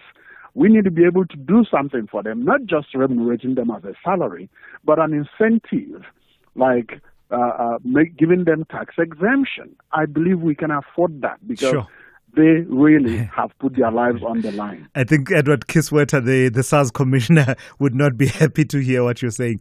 But you believe that would incentivize them, given the risks inherent in the work that they do. And show our gratitude too. All right. Aubrey, thank you for that in King Williamstown there. Let me go to John. Do they still call it Porch or is it Tlokwe now? Good morning. Good morning to you, Thulasizwe. It's still called Tlokwe and Ikageng at the same time. Sure. Yeah, but it's not John. Let's quickly correct that. It's anonymous. Okay. Anonymous, please go ahead. Ay. It wasn't me. All right, we do seem to have lost the line to Anonymous there in Tlokwe. Something is happening. We'll come back to the calls in just a moment. Let me play you one or two of the voice notes that we've received. Someone wants to weigh in on the Jocelyn Smith case, which we brought under the spotlight in the early part of the second hour of the show. A very good morning to you, Thulasizwe Simelane Mafefe Limpopo. On the Jocelyn Smith case, is heartbreaking and disturbing because we don't know whether Jocelyn Smith is still alive or she's no more. Even though the perpetrators were found guilty, including Jocelyn's mother, but we don't know whether she's still alive or not. Those perpetrators can't tell the police where is Jocelyn. Yeah. Thank you, Thulas. That is the sad part of it, really. That's really the saddest part of it. That in everything that has happened during the trial, 35 witnesses were called by the state. And out of all of that, we are none the wiser as to the whereabouts of the child, Jocelyn Smith. We have theories. Someone mentioned in their testimony that they heard that a seer had said that the child is probably on a ship headed elsewhere, outside of the country. Then there's this story about a sangoma, that this child was sold to a sangoma for 20,000 rand. But, ultimately, it could not be determined factually what has happened with the child. And hopefully the police then don't stop and that investigation actually continues despite the guilty verdict on kidnapping and human trafficking. Let me turn to this one now about the issue of podcasts. Good morning, Tholas, and good morning to SFM listeners. Tholas, some people just love performing shame. Man, these people wants to regulate podcasts where people are actually talking. This government has failed to regulate e-hailing, where people a service that people use on a day-to-day basis that has become a transport sector for millions of South Africans. And that could be regulated easily. Now these people say they want to regulate podcasts. They will then stop us from talking however we want to feel on TikTok, Facebook, or whatever because of these regulations. But there is something that is easier for them to regulate, e-hailing. Thank you. I appreciate the point you're making about consistency and tackling what's quite easy in your view, the issue of e-hailing. I fully appreciate that, the regulation thereof. But I don't know if, what you're talking about, regulation as far as freedom of expression is concerned, that's already there, right? There is no right that is limitless in this country. Countries' rights can be limited to the extent that is allowed by a law of general application and according to, the various guidelines that the Constitution gives. So no one has an absolute right, which includes a right that then extends to violating the rights of others. And I suppose that is the basis for this argument around regulating to a certain degree. And my insistence is that it shouldn't be to the extent of stifling the podcast sector. That I would not support. But regulation is already there. Limitation of rights is already there. Let me take this one, reflecting on the conversation we had just a few minutes ago about the withdrawal of the SANDF from the Eastern DRC. And I'll turn to Pumzile in a moment. Hey, morning, Julius. When you hear a spin doctor, so-called spokesperson, starting to have a squeak in their voice when you ask them a difficult question, you will know that he will start lying, like the guy you just spoke to now. He knows he's lying. We were beaten. We were given a hiding. Mukocho, thank you for that. I always enjoy my conversations with Spiwa Dlamini because I believe he gives as good as he gets in terms of, if you push him, he will push you back, but he will ultimately give you the position. Whether or not you and I buy the position, that's for us to make up our minds, right? And from where I sit, I don't know. The proposition that I made to him that our troops were prisoners of war until the department is able to convince me otherwise, I do believe that technically, effectively, they could not control their own movements beyond the Goma airport for the last 3 months. And they had to cooperate with those who are now in charge, effectively, of Goma. And that, for me, says that their fate was not really in their hands for the last 3 months. Everything was being negotiated. And in fact, I can quickly add, President Cyril Ramaphosa, during a Q&A session, the last Q&A session that he had, even he used words that had me sit up when he was describing the condition of our troops in the DRC at that time. I think the word was precarious position. I could be mistaken, but it's something to that effect. When the commander-in-chief of the forces himself says their position is precarious or any other word, that tells you a lot. Pumzile in Humansdorp, good morning. You want to talk to me about the municipality there and stolen firearms? Yes, good morning, Tulas. For the sake of time, let me quickly go to the point. Last week, Monday, a crime was committed, in fact, at Humansdorp Traffic Department and Akoha local municipality, wherein 17 firearms were actually stolen. Money was stolen out of the safes. Face value documents were equally stolen. The very surprising point is the fact that when the ANC and other opposition parties tabled a motion of exigency for this matter to be discussed, the DA abused its majority not to allow such a debate to take place. Surprisingly enough, this thing was brought by opposition parties to council. The mayor never brought it in his speech. The speaker did not even reflect on it in her speech. So the point is, there's an alarm system there, there are cameras there. All of these were actually not functional at the time of the break-in, which brings a point. Why did the DA refuse for us to debate the matter in council? Until such time we exposed them.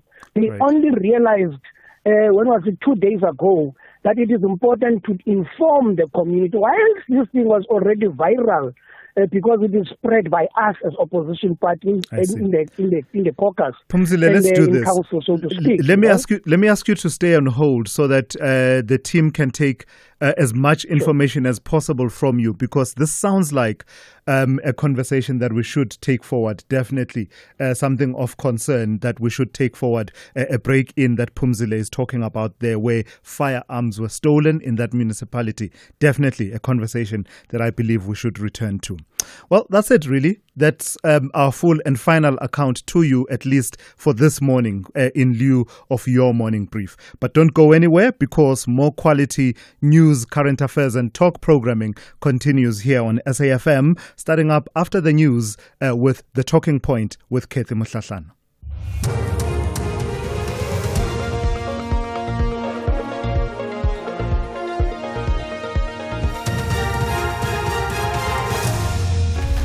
Top stories: DA to brief media on employment equity court challenge, and tribunal on Judge Mbenenge harassment case resumes. With the news, I'm Dino Motaung. Good morning. The DA is set to address the media today about his High Court challenge against the Employment Equity Act. The party argues the legislation's race-based employment quotas could exclude countless South Africans from job opportunities. The ANC has accused its largest government of national unity partner of being against transformation following the DA's legal challenge. J-Labour spokesperson Michael Bagraham has, however, conceded that there is still a need to redress. There is an absolute need for redress, and we need to explore ways and means of assisting that redress to ensure that we reflect the demographic of the country and at the job market. And we've had 25 years of employment equity legislation in this country, and it's destroyed jobs. Look at what the National Party did. It's exactly that. They practiced affirmative action, and we saw where that led us. It was destructive to any equality amongst workers. Meanwhile, there are mixed messages from the ANC, which has also slammed the conduct of some of its members of caucus in Parliament who are against the party's continued relations with the DA.